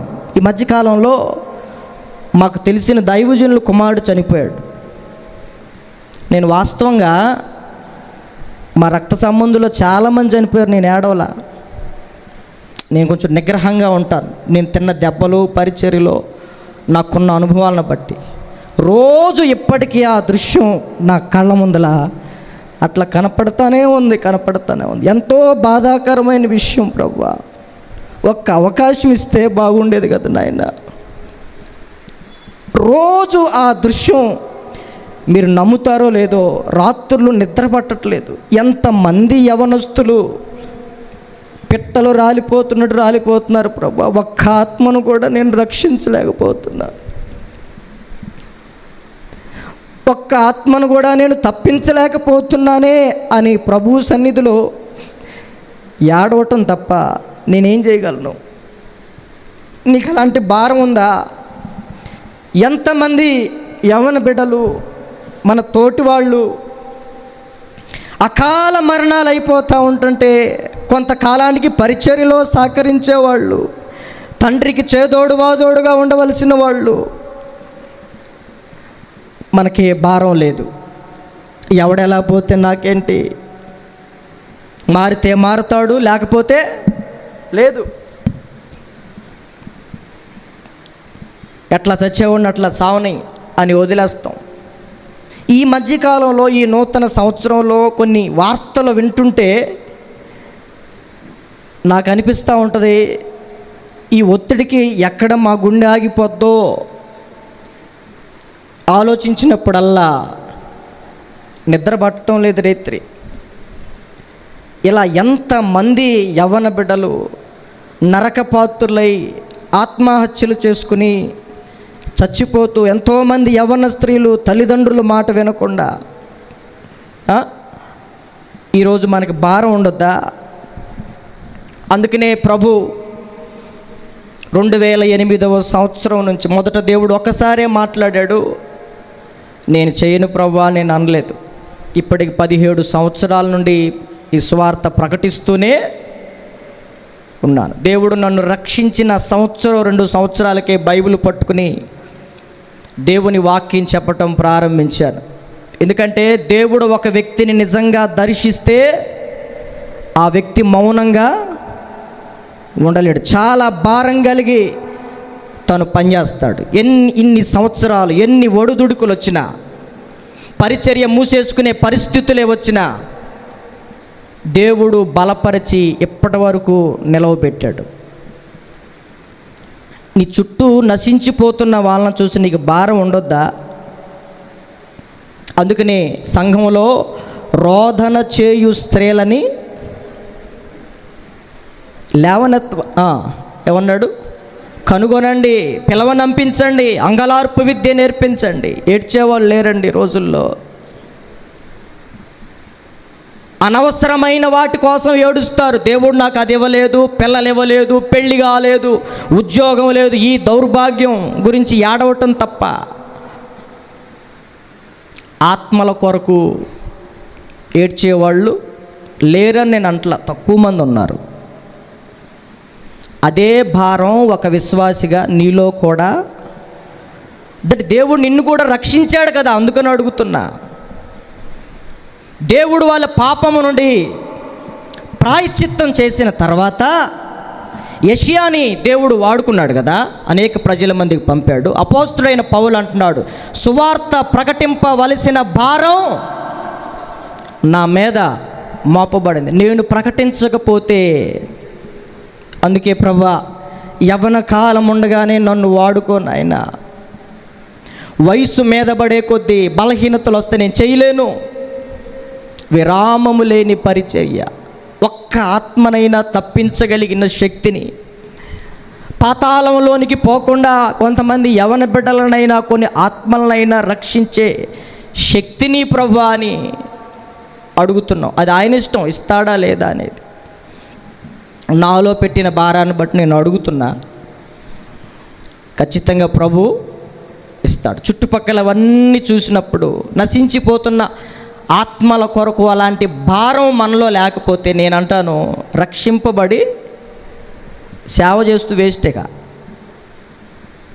నశించిపోతున్న ఆత్మల కొరకు ఒక సేవకుడిగా కన్నీరు విడవలేకపోతే నువ్వేం సేవకుడివి? నువ్వేం సేవకుడివి? నువ్వేం విశ్వాసివి? దేవుని యొక్క ఆత్మ మనల్ని ఏం చేస్తూ ఉంటుంది? పురికొల్పుతూ ఉంటుంది. రక్షింపబడిన ప్రతి ఒక్కళ్ళు చేయాల్సిన పనండి ఇది. అపోస్తులుడైన పౌలు దేవుడు దర్శించిన నాట నుండి మీరు చూడండి ఎంత అద్భుతంగా ఆయనకు సాక్షిగా పనిచేశాడు. చేయలేదా? మరొక విషయం చెప్తాను. ప్రకటన గ్రంథం 3వ అధ్యాయం 17వ వచనం. ప్రకటన గ్రంథం 3వ అధ్యాయం 17వ వచనం ఒకసారి చూడండి అమ్మా. నీవు దౌర్భాగ్యుడవును, దిక్కుమాలిన వాడవును, దరిద్రుడవును, గ్రుడ్డివాడవును, దిగంబరుడవై ఉన్నావని ఎరుగక, చూడండి, నేను ధనవంతుడను, ధనవృద్ధి చేసి ఉన్నాను, నాకేమీ కొదువు లేదని చెప్పుకుంటున్నారంట. దేవుని వాక్యం అంటుంది వాళ్ళని, రే దౌర్భాగ్యుడా అంటుంది. నేనంటలా, వాక్యం అంటుంది. నువ్వు దౌర్భాగ్యుడురా, దిక్కుమాలినోడివి, దరిద్రుడివి, దిగంబరివి, గ్రుడ్డివాడివి అని నీవు ఎరగట్లా. నీ స్థితి ఎంత దిగజారిపోయిందో నీకు అర్థం కావట్లా. దేవుడు దర్శించినా నువ్వు ఎరగట్లా, నీకు గ్రహింపు లేదు. పైకి అనుకుంటున్నారంట, నేను ధనవంతుడను, ధనవృద్ధి చేసి ఉన్నాను, నాకేమీ కొదువలేదని చెప్పుకుంటున్నాడంట. ఈరోజు చాలామంది పరిస్థితి ఇదే. దేవుడు దర్శించిన తర్వాత అంటాడు, నువ్వు దౌర్భాగ్యుడవు. అప్పుడు అర్థమవుతుంది, అయ్యో నేనెంత దౌర్భాగ్యం. దేవుడు ఆ వ్యక్తితో చెప్పాడు. ప్రకటన గ్రంథం అదే ప్రకటన గ్రంథంలో 3వ అధ్యాయంలో 14వ వచనం చదవండి. లవోదీకులో ఉన్న సంఘపు దూతకి ఇలాగు వ్రాయము, ఆమె అనువాడును నమ్మకమైన సత్యసాక్షి, దేవుని దృష్టికి ఆదియునైన వాడు చెప్పు సంగతులేవనగా, నీ క్రియలను నేను ఎరుగుదును. చూడండి, అక్కడ నీవు చల్లగానైనను వెచ్చగానైనను లేవు. నీవు చల్లగానైనను వెచ్చగానైనను ఉండిన మేలు. నీవు వెచ్చగానైనను చల్లగానైనను ఉండక నులివెచ్చనగా ఉన్నావు గనుక నేను నిన్ను నా నోట నుండి ఉమ్మివేయ ఉద్దేశించుచున్నాను. దేవుడు ఆ వ్యక్తిని దర్శించి చెప్పిన మాటలు. నువ్వు చల్లగానైనా ఉండాలి, వెచ్చగానైనా ఉండాలి, కానీ నువ్వు ఎట్లున్నావు? నులివెచ్చలుగా ఉన్నావు. మరి నేను నిన్ను ఏం చేయాలనుకుంటున్నాను, ఏం చేయాలి అని కనుక ఆలోచిస్తే ఆయన నోటి నుండి ఉమ్మెవడన్న లోపల స్టోర్ చేసుకుంటాడా అమ్మా? దేవుడు తన నోట్లో నుంచి నిన్ను ఊసేయటానికి సిద్ధంగా ఉన్నాడు. దేవుడు ఇంత స్పష్టంగా మాట్లాడుతున్నా కానీ కొంతమందికి దేవుడు దర్శించిన కాలం ఎరగరు. పట్టి పట్టనట్టుగా చెప్పాను కదా, చూసి చూడనట్లుగా. దేవుడు మాట్లాడాడని తెలుసు, అది నీ హృదయంతో మాట్లాడని తెలుసు, నిన్ను మార్చుకోమని మాట్లాడుతున్నాడని కూడా తెలుసు, కానీ వాత వేయబడిన మనస్సాక్షికి అలవాటు పడిపోయావు కదా. చదువురాని మొద్దుని మేస్టారు పిచ్చి కొట్లు కొడతా ఉంటాడు, తన్నులు తినటానికి వాడు వీపు అప్పగిస్తాడు, కొట్టి కొట్టి కొట్టి ఆయనకి చేతులు అలిసిపోతాయి, కానీ తన్నులు తిని వాడికి స్పర్శ తెలియదు. దేవుని వాక్యం చెప్పి చెప్పి మేము అలసిపోవటమే కానీ మీలో చేమ కుట్టినంత స్పందన కూడా కొంతమందిలో ఉండదు. ఇలాగే గనక కొనసాగితే మన జీవితాలు దేవుడు మనల్ని నోటిలో నుండి ఉమ్మి వేయటానికి సిద్ధపడుతున్నాడు. కానీ బైబిల్లో ఒక అద్భుతమైన సంఘం ఉంది. ఆ సంఘం గురించి చెప్పి నేను ముగించేస్తాను, ప్రార్థన చేసుకుందాం. తెస్సలోనికీయులకు రాసిన మొదటి పత్రిక, తెస్సలోనికీయులకు రాసిన మొదటి పత్రిక, తెస్సలోనికీయులకు రాసిన మొదటి పత్రిక 1వ అధ్యాయం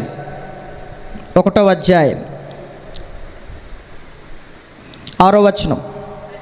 పరిశుద్ధాత్మ వలన కలుగు ఆనందంతో గొప్ప ఉపద్రవమందు మీరు వాక్యం అంగీకరించి మమ్మును ప్రభువును పోలి నడుచు కొనిన వారైతిరి. ఎవరమ్మ ఇళ్ళు? మీరు మొదటి అధ్యాయంలో చదువుకుంటే తెస్సలోనికయుల సంఘమునకు పౌలు రాసినటువంటి లేఖ. ఎలా ఉన్నారంట వీళ్ళు? పరిశుద్ధాత్మ వలన కలుగు ఆనందముతో గొప్ప ఉపద్రవమందు వీరు వాక్యము అంగీకరించి మమ్మును ప్రభువును పోలి నడుచుకొనిన వారైతిరి. కాబట్టి మాసిదోనియాలోను అఖయాలోను విశ్వాసులందరికీ మాదిరి అయితిరి. ఈ సంఘం ఏ ప్రాంతాలకు మాదిరి అంట?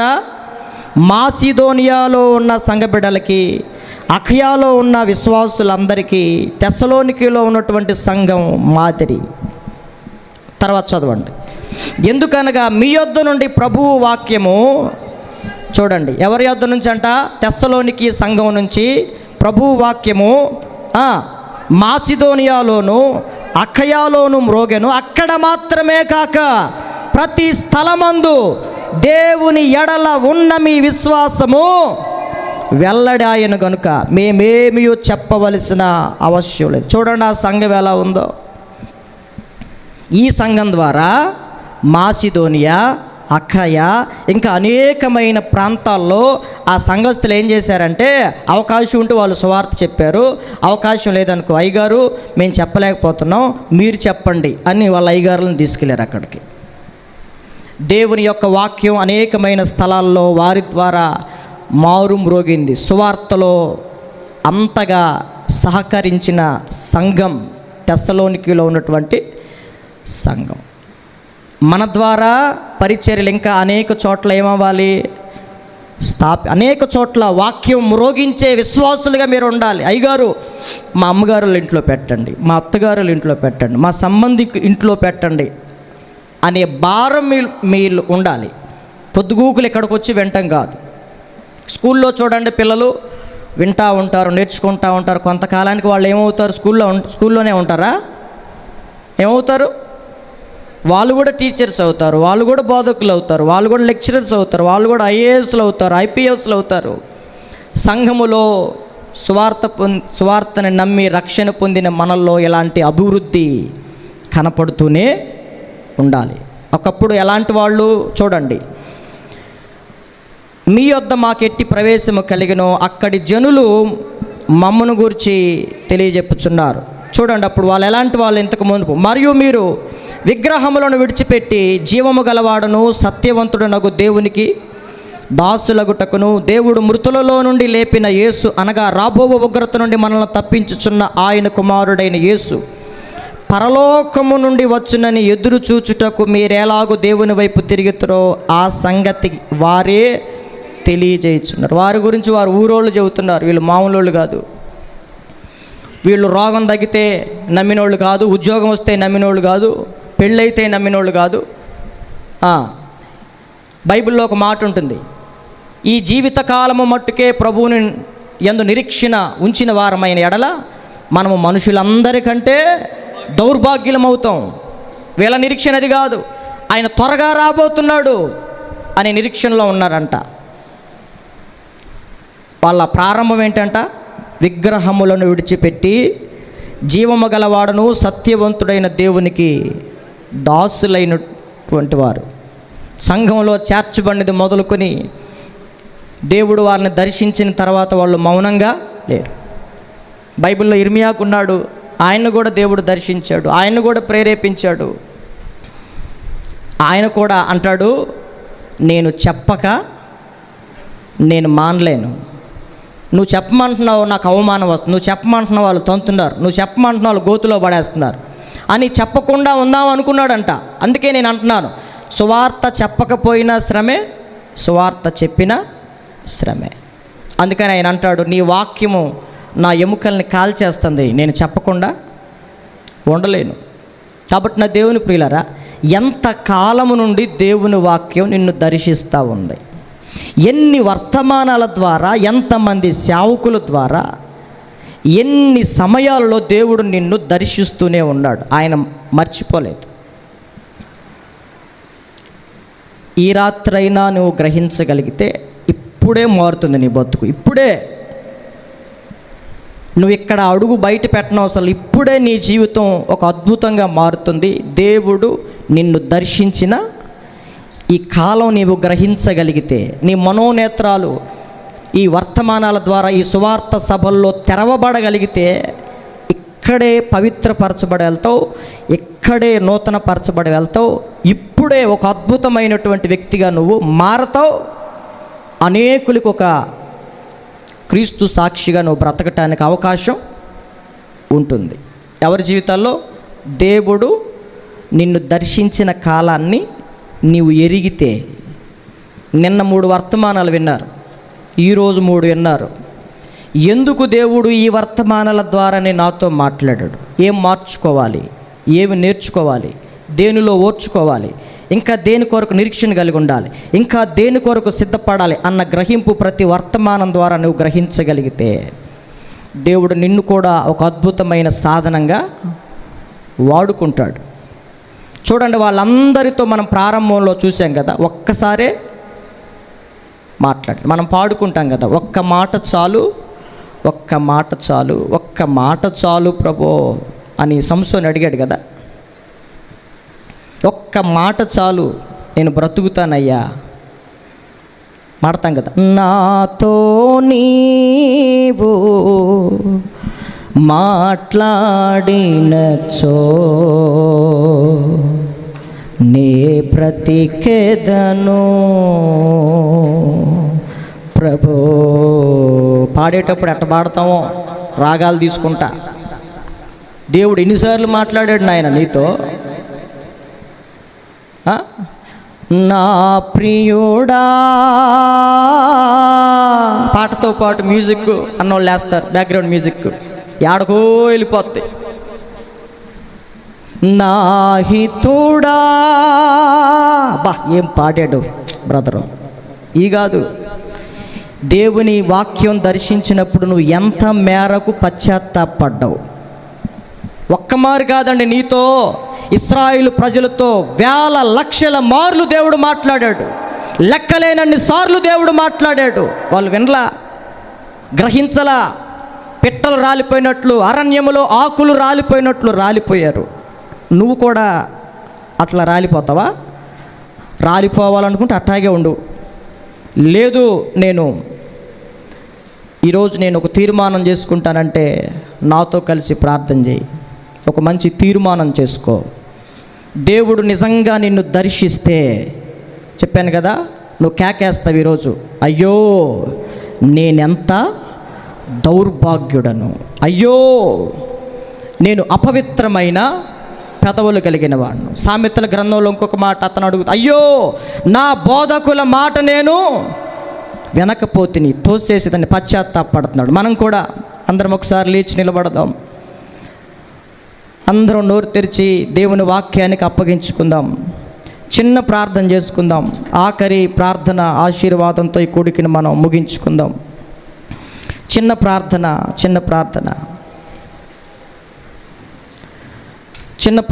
ప్రతి ఒక్కరూ దేవుని వాక్యానికి అప్పగించుకుని, ఎంత కాలము నుంచి దేవుడు నీతో మాట్లాడుతున్నాడు, ఎంతమంది ద్వారా మాట్లాడుతున్నాడు, ఎన్ని వర్తమానాల ద్వారా దేవుడు నీతో మాట్లాడుతున్నాడు.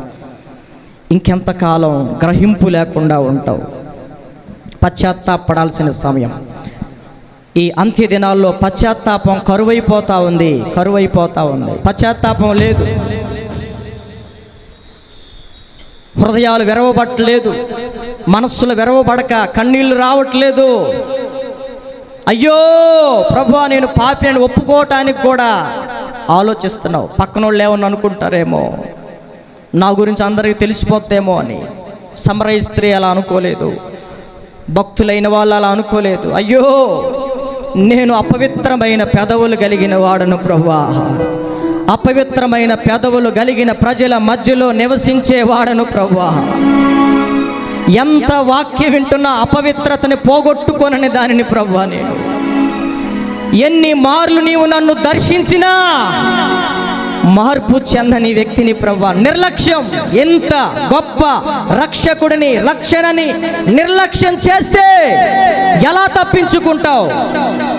ఇశ్రాయేలు నిర్లక్ష్యం చేసి చేసి చేసి అరణ్యములో ఆకులు రాలిపోయినట్లుగా రాలిపోయారు. నువ్వు నీ కుటుంబం అలా రాలిపోవాలనుకుంటున్నారా? ప్రభు సన్నిధిలో నిలవాలనుకుంటున్నారా? ఇర్మియా గ్రంథకర్త అంటాడు, చెవియొగ్గి నేను వారి మాటలు ఆలకించి తిని చేసిన చెడుతనమును బట్టి పశ్చాత్తాపపడువాడు ఒకడును లేకపోయెను. ఎందుకు పశ్చాత్తాపడలేకపోతున్నావు తెలుసా? నీ మనస్సాక్షి చచ్చిపోయింది, నీ మనస్సాక్షి వాత వేయబడింది. అందుకనే ఎంత వాక్యమైన విను, నువ్వు ఎంత నాశనమైన నిన్ను గురించి కూడా నువ్వు ఆడవు, నీ బిడ్డల గురించి ఆడవు, ఇక బయట వాళ్ళ గురించి ఏడుస్తావు. అందుకే యెరూషలేము కుమార్తెలారా, నా కొరకు కాదమ్మా మీరు ఏడ్చేది, మీ కొరకు, మీ పిల్లల కొరకు ఏడవండి. నా పిల్లలకు ఇలాంటి దైవ దర్శనాలు ఇవ్వండి ప్రభువా. ఎన్ని చెబుతున్నా వాడికి అర్థం కావట్లేదు ప్రభువా. సొంత నిర్ణయాలు తీసుకుని నేను చచ్చిపోతానని బెదిరిస్తున్నాడు ప్రభువా వాడు. నా బిడ్డలకి నేను ఏం చెప్పాలో నాకు అర్థం కావట్లేదు. ఒక పక్క నా బతుకు బాగాలేదు, ఒక పక్క నా బిడ్డల జీవితాలు బాగాలేదు. బాగుపడదామని మందిరానికి వస్తున్నాం ప్రభువా మేము, కానీ మా బతుకులు మారటం లేదు నాయన. ఈ సభలలో నా కుటుంబాన్ని నన్ను దర్శించు నాయన. మమ్మల్ని ఎవరు విడిపిస్తారు ప్రభువా? ఎంత వాక్యం దాటి వెళ్ళిపోతుంది నాయన.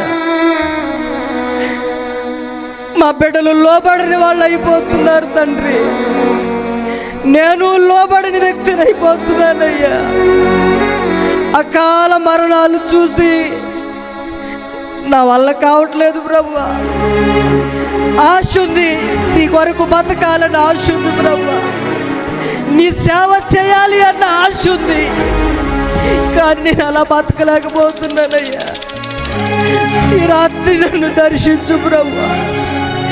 నా కుటుంబంలో చాలామంది ఉన్నారు ప్రభు, ఇటు దౌర్భాగ్యంలో అర్థం కాక నశించిపోతున్నామని అర్థం కాక, పాతాళానికి వెళ్తామన్న సంగతి అర్థం కాక, అయ్యా వాళ్ళు స్వేచ్ఛగా తిరుగుతున్నారు ప్రభువా, భయభక్తులు లేకుండా తిరుగుతున్నారు నాయన. ఒక దైవజనుల భయం లేదు, పెద్దల భయం లేదు నాయన. ఒక్కసారి నా కుటుంబాన్ని దర్శించయ్యా. ఎన్ని సభలకు వచ్చాను ప్రభువా నేను, ఎన్ని తీర్మానాలు చేసుకున్నాను ప్రభువా నేను. ఈ రాత్రి నన్ను, నా కుటుంబాన్ని దర్శించండి ప్రభు. కల్లారా ఎన్నో కుటుంబాలు నాశనం అయిపోతున్నాయి ప్రభువా, వాక్యానికి లోబడలేకపోతున్నారు నాయన. ఎవరు మేము చెప్పిన మాటకు లోబడలేకపోతున్నారు. ఎవరి బిడ్డలు ప్రాముఖ్యంగా వారి ఇష్టానుసారంగా వాళ్ళు తిరుగుతున్నారయ్యా. అయ్యా నా కుటుంబం అంతా నాశన పంచుల్లో ఉంది నాయన. నవ్వులు పాలైపోతున్నాం ఇప్పటికే. ఎన్ని వర్తమానాల ద్వారా మాట్లాడినా వాత వేయబడిన మనస్సాక్షి నాయన, నాలో మార్పు కలగట్లేదయ్యా, నాలో మార్పు కలగట్లేదయ్యా. నన్ను దర్శించు నాయన. ఈ రాత్రి నీ ఆత్మతో నింపండి ప్రభువా.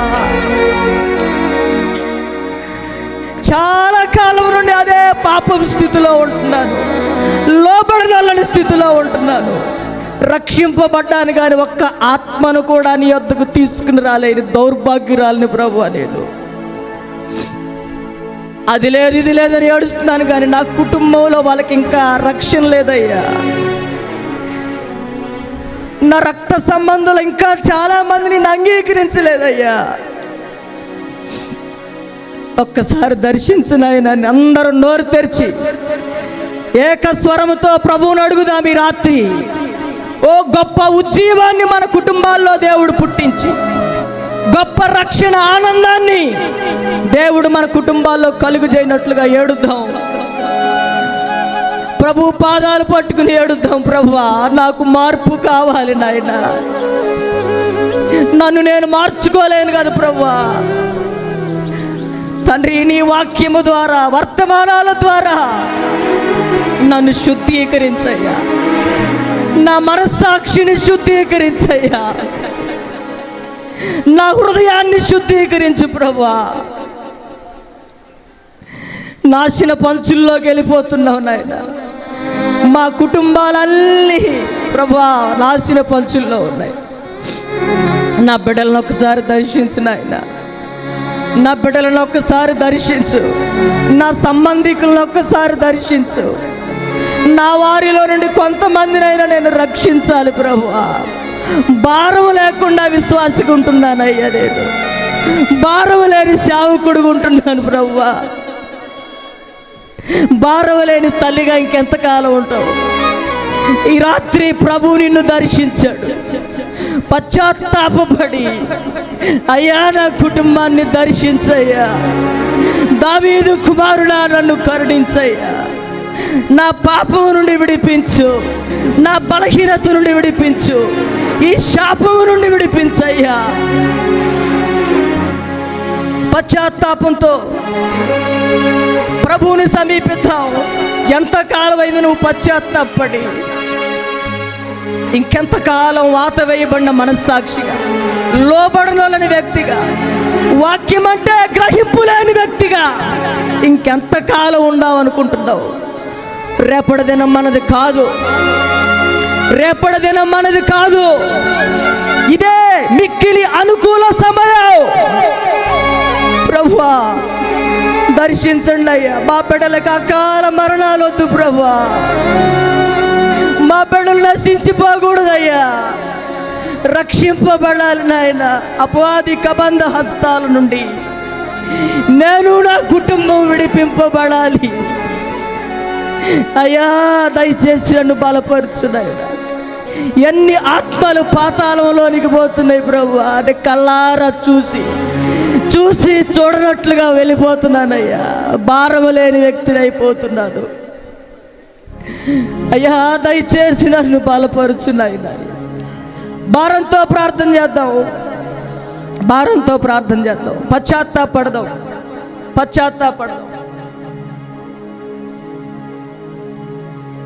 ప్రధాన పాపిని పశుప్రాయుడను పందివలే పొర్లాను కుక్కవలే తిరిగినాను. అయినా ప్రేమించావు, పాపాలు క్షమించావు, కుమారుడా అల్నావు. నా పరిచర్య చేయమన్నావు, కుమారుడా అల్నావు. నా పరిచర్య చేయమన్నావు. ప్రధాన పాపిని పశుప్రాయుడను, ప్రధాన పాపిని పశుప్రాయుడను పందివలే పొర్లాను కుక్కవలే తిరిగినాను. నేను పందివలే పొర్లాను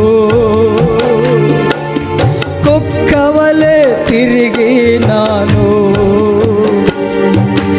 అయినా ప్రేమించావు, పాపాలు క్షమించావు. అయినా ప్రేమించావు, పాపాలు క్షమించావు, కుమారుడా అల్నావు. నా పరిచర్య చేయమన్నావు. పశ్చాత్తాపంతో ప్రభుని సమీపించి కుమారుడా అల్నావు. నా పరిచర్య చేయమన్నావు. నా ప్రియుడా యేసునాథా, పాడండి పేరు. స్తోత్రములు నా ప్రియుడా యేసునాథా, నీకే స్తోత్రములు, నీకే స్తోత్రములు. నీవే నా ప్రాణం, నీవే నా జీవం. అయ్యా నీవే నా ప్రాణం, నీవే నా జీవం, నీవే నా సర్వం. యేసయ్యా నీవే నా ఆశ్రయము, నీవే నా ప్రాణం, నీవే నా జీవం, నీవే నా సర్వం. నీవే నా ఆశ్రయము దేవా, నీవే నా ఆశ్రయము. నా ప్రియుడా యేసునాథా, అందరూ కళ్ళు మూసి పశ్చాత్తాపంతో దేవుడు నిన్ను దర్శించిన కొలది, నీ శక్తి కొలది ప్రభు పాదాల మీద పడి పశ్చాత్తాపడదాం. నీకే స్తోత్రములు నా యేసయ్యా, నీకే స్తోత్రములు. ఏ మంచి లేదయ్యా నన్ను ప్రేమించుటకు, ఏ మంచి లేదయ్యా నన్ను ప్రేమించుటకు. ఏమిచ్చి నీ రుణం తీర్చెదనయ్యా, ఏమి లేని దరిద్రుడను నేను, ఏమి లేని దరిద్రుడను. నిరుపేదను నేను, ఏమి ఊవలేనయ్యా. నిరుపేదను నేను, ఏమి ఊవలేనయ్యా. నిన్నే స్తుతించెదనయ్యా, నీ పరిచర్య చేసెదనయ్యా. యేసయ్యా నిన్నే స్తుతించెదనయ్యా, నీ పరిచర్య చేసెదనయ్యా.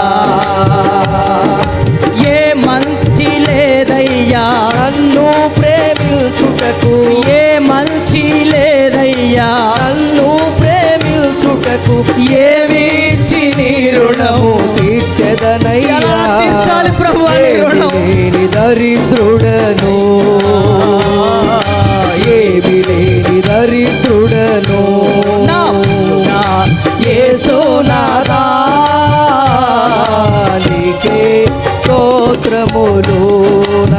యేసయ్యా నీకే పశ్చాత్తాపముతో ప్రభువుని సమీపిద్దాం. యేసు కన్నీళ్లతో ప్రభువుని సమీపిద్దాం. నీకే స్తోత్రములు నా యేసయ్యా నీకే స్తోత్రములు. బ్రతుకలేనయ్యా నీవు లేక క్షణమైన, బ్రతుకలేనయ్యా నీవు లేక క్షణమైన, బ్రతికిల్చుము నీదు కృపలో, బలపరచుము నీ సేవలో. అయ్యా బ్రతుకలేనయ్యా నీవు లేక క్షణమైన, బ్రతుకలేనయ్యా నీవు లేక క్షణమైన, బ్రతికిల్చుము నీదు కృపలో, బలపరచుము నీ సేవలో. నీవే దయాళుడవు, నీవే నా దేవుడవు, నీవే దయాళుడవు, నీవే నా దేవుడవు, కరుణించవా నా ప్రియుడా, నీ కృప నిత్యముండుగాక. కరుణించవా నా ప్రియుడా, నీ కృప నిత్యముండుగాక. కరుణించవా నా ప్రియుడా, నీ కృప నిత్యముండుగాక. కరుణించవా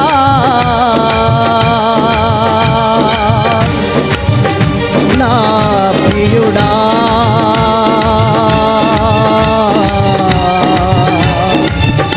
నీ కృప నిత్యముండుగాక.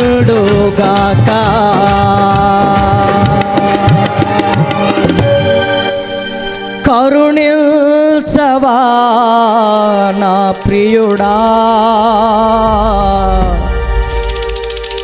నీ కృప నిత్యముండుగాక.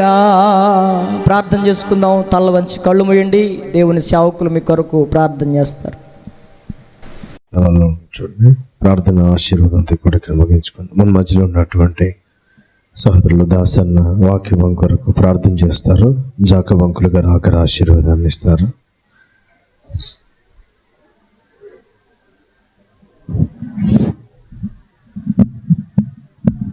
ప్రార్థన చేసుకుందాం. ప్రతి వారు కూడా కృపగలిగిన ప్రభువా, దయగలిగిన నా తండ్రి, మీ పరిశుద్ధమైన శ్రేష్టమైన ఘనమైన నామమునకు వందనాలు, స్తుతులు, స్తోత్రాలు.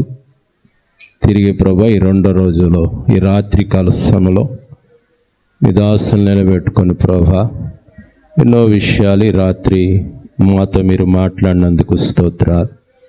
నిజమేనైనా పూర్వకాలము నుంచి నానా విధములుగా మీరు అనేక మంది ప్రవక్తల ద్వారా మాట్లాడుతూ వచ్చారు. నేటి దినాల్లో కుమారుడైన యేసుక్రీస్తు నామములో వాక్యము చేత మాతో మాట్లాడుతూ వస్తున్నారు. అయినను ప్రభా మేము లోబడని ప్రజలుగా, భారము లేని ప్రజలుగా నాయన జీవిస్తున్నాం. నా తండ్రి, మా ముందు ఎంతో ఆత్మ నశించిపోతున్నప్పటికీ కూడా ఏ వ్యక్తిని కూడా ప్రభా నీ కొరకు సంపాదించలేని దౌర్భాగ్య స్థితిలో మేము ఉన్నాం నాయన. రక్షణ పొందామని చెప్పుకుంటున్నాం కానీ ప్రభా నా తండ్రి ఏ ఒక్క ఆత్మను కూడా మీ సన్నిధికి తీసుకురాలేని పరిస్థితుల్లో మా ఆత్మీయ జీవితం ఉంది నాయన. ఆయన మీరు ఒక్కసారే మాట్లాడినప్పుడు అనేక మంది భక్తులు లోబడి గొప్ప సేవ చేశారు నాయన. మాతో తరచుగా మాట్లాడుతున్నప్పటికీ కానీ ఆయన మేము విననెల్ని ప్రజలు అయిపోయాం నాయన, లోబడిన వాళ్ళం అయిపోయాం నాయన. ఎన్నిసార్లు గద్దించినా లోబడినట్టు పోతున్నాం నాయన. ఆయన ఈ రాత్రి ఎన్నో నాయన విషయాలు మాట్లాడారు. అబ్రహామును ఒక్కసారే పిలిచారు నాయన, లోబడ్డాడు, ఆశీర్వాదాలకు కారుకుడు అయ్యాడు నాయన. నాయన నీకు స్తోత్రాలు. సమరీ స్త్రీని పిలిచారు నాయన, బిడ్డ లోబడింది నాయన. తను వెళ్ళి తన గ్రామమంతా సాక్ష్యం చెప్పింది నాయన. మేము అలా బ్రతకలేకపోతున్నాం, మాలో మాదిరి లేదు నాయన. అందుకే కదా నామం అన్యజనుల మీద దూషణ పాలు చేస్తున్నాం నాయన. లోటుపాట్లన్నీ సరిచేయండి నాయన. అపోస్తలుడైన పౌలును ఒక్కసారి దర్శించారు నాయన. నాయన నీ కొందరు ఒక సాధనం వలె యేసుక్రీస్తు అయ్యా చేతులు ఒక పనిముట్ట వలె వాడబడ్డాడు నాయన. అయ్యా ఎన్నో సంవత్సరాలు రక్షణ పొందని చెప్పుకుంటున్నాం కానీ ఒక్కరిని కూడా మీ కొరకు సంపాదించలేకపోయాం నాయన. మా లోటుపాట్లన్నీ సరిచేయండి అయ్యా. ఎన్నో ఆత్మలు, ఎంతోమంది యవనస్తులు మరణిస్తున్న దినాల్లో మేము ఎక్కడ వేసిన వారు అక్కడే ఉన్నావు నాయన. మా లోటుపాట్లన్నీ సరిచేయండి, భారం పెట్టండి అయ్యా. రోదన చేసే స్త్రీలు మీరు లేవనెత్తండి నాయన. నీ ఆత్మకార్యం చేయండి నాయన. నీకు స్తోత్రాలు నాయన. నీ దాసులు ఇంకా నా స్థలాల్లో బలపరిచి వాడుకోండి. జరుగుతున్న ఈ పరిచయను కూడా దీవించండి, ఆశీర్వదించండి నాయన. సూర్య చంద్ర నక్షత్రాలు ఉన్నంత వరకు ఈ స్థలంలో గొప్ప సేవ జరగటానికి మీ కృప అనుగ్రహించమని ప్రార్థన చేస్తున్నాం అయ్యా. మీకు స్తోత్రాలు. రేపు పగలు రేపు రాత్రి కూడా గొప్ప ఉజ్జీవకరంగా నీ సేవకులను బలపరిచి మీ మహిమ కొరకు వాడుకోమని ప్రార్థన చేస్తున్నాం నాయన. మీకు స్తోత్రాలు. మా ముందున్న సమయాన్ని మాకు దీవెనకరంగా చేయండి, ఆశీర్వాదకరంగా చేయండి. ఎన్న మాటలు మా హృదయాల్లో నీరు కట్టి ఫలింపచేయండి నాయన. మీకు స్తోత్రాలు. 30దంతులుగా 60దంతులుగా 100ంతలుగా ఫలించడానికి సహాయం చేయమని యేసు నామములో అడిగి వేడుకొనుచున్నాము తండ్రి, ఆమేన్.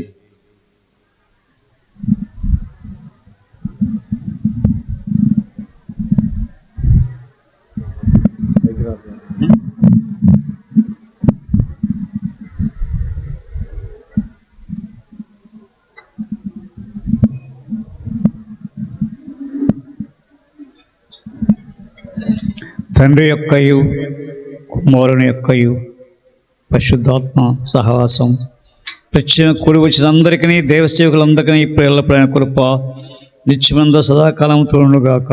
ఆమేన్.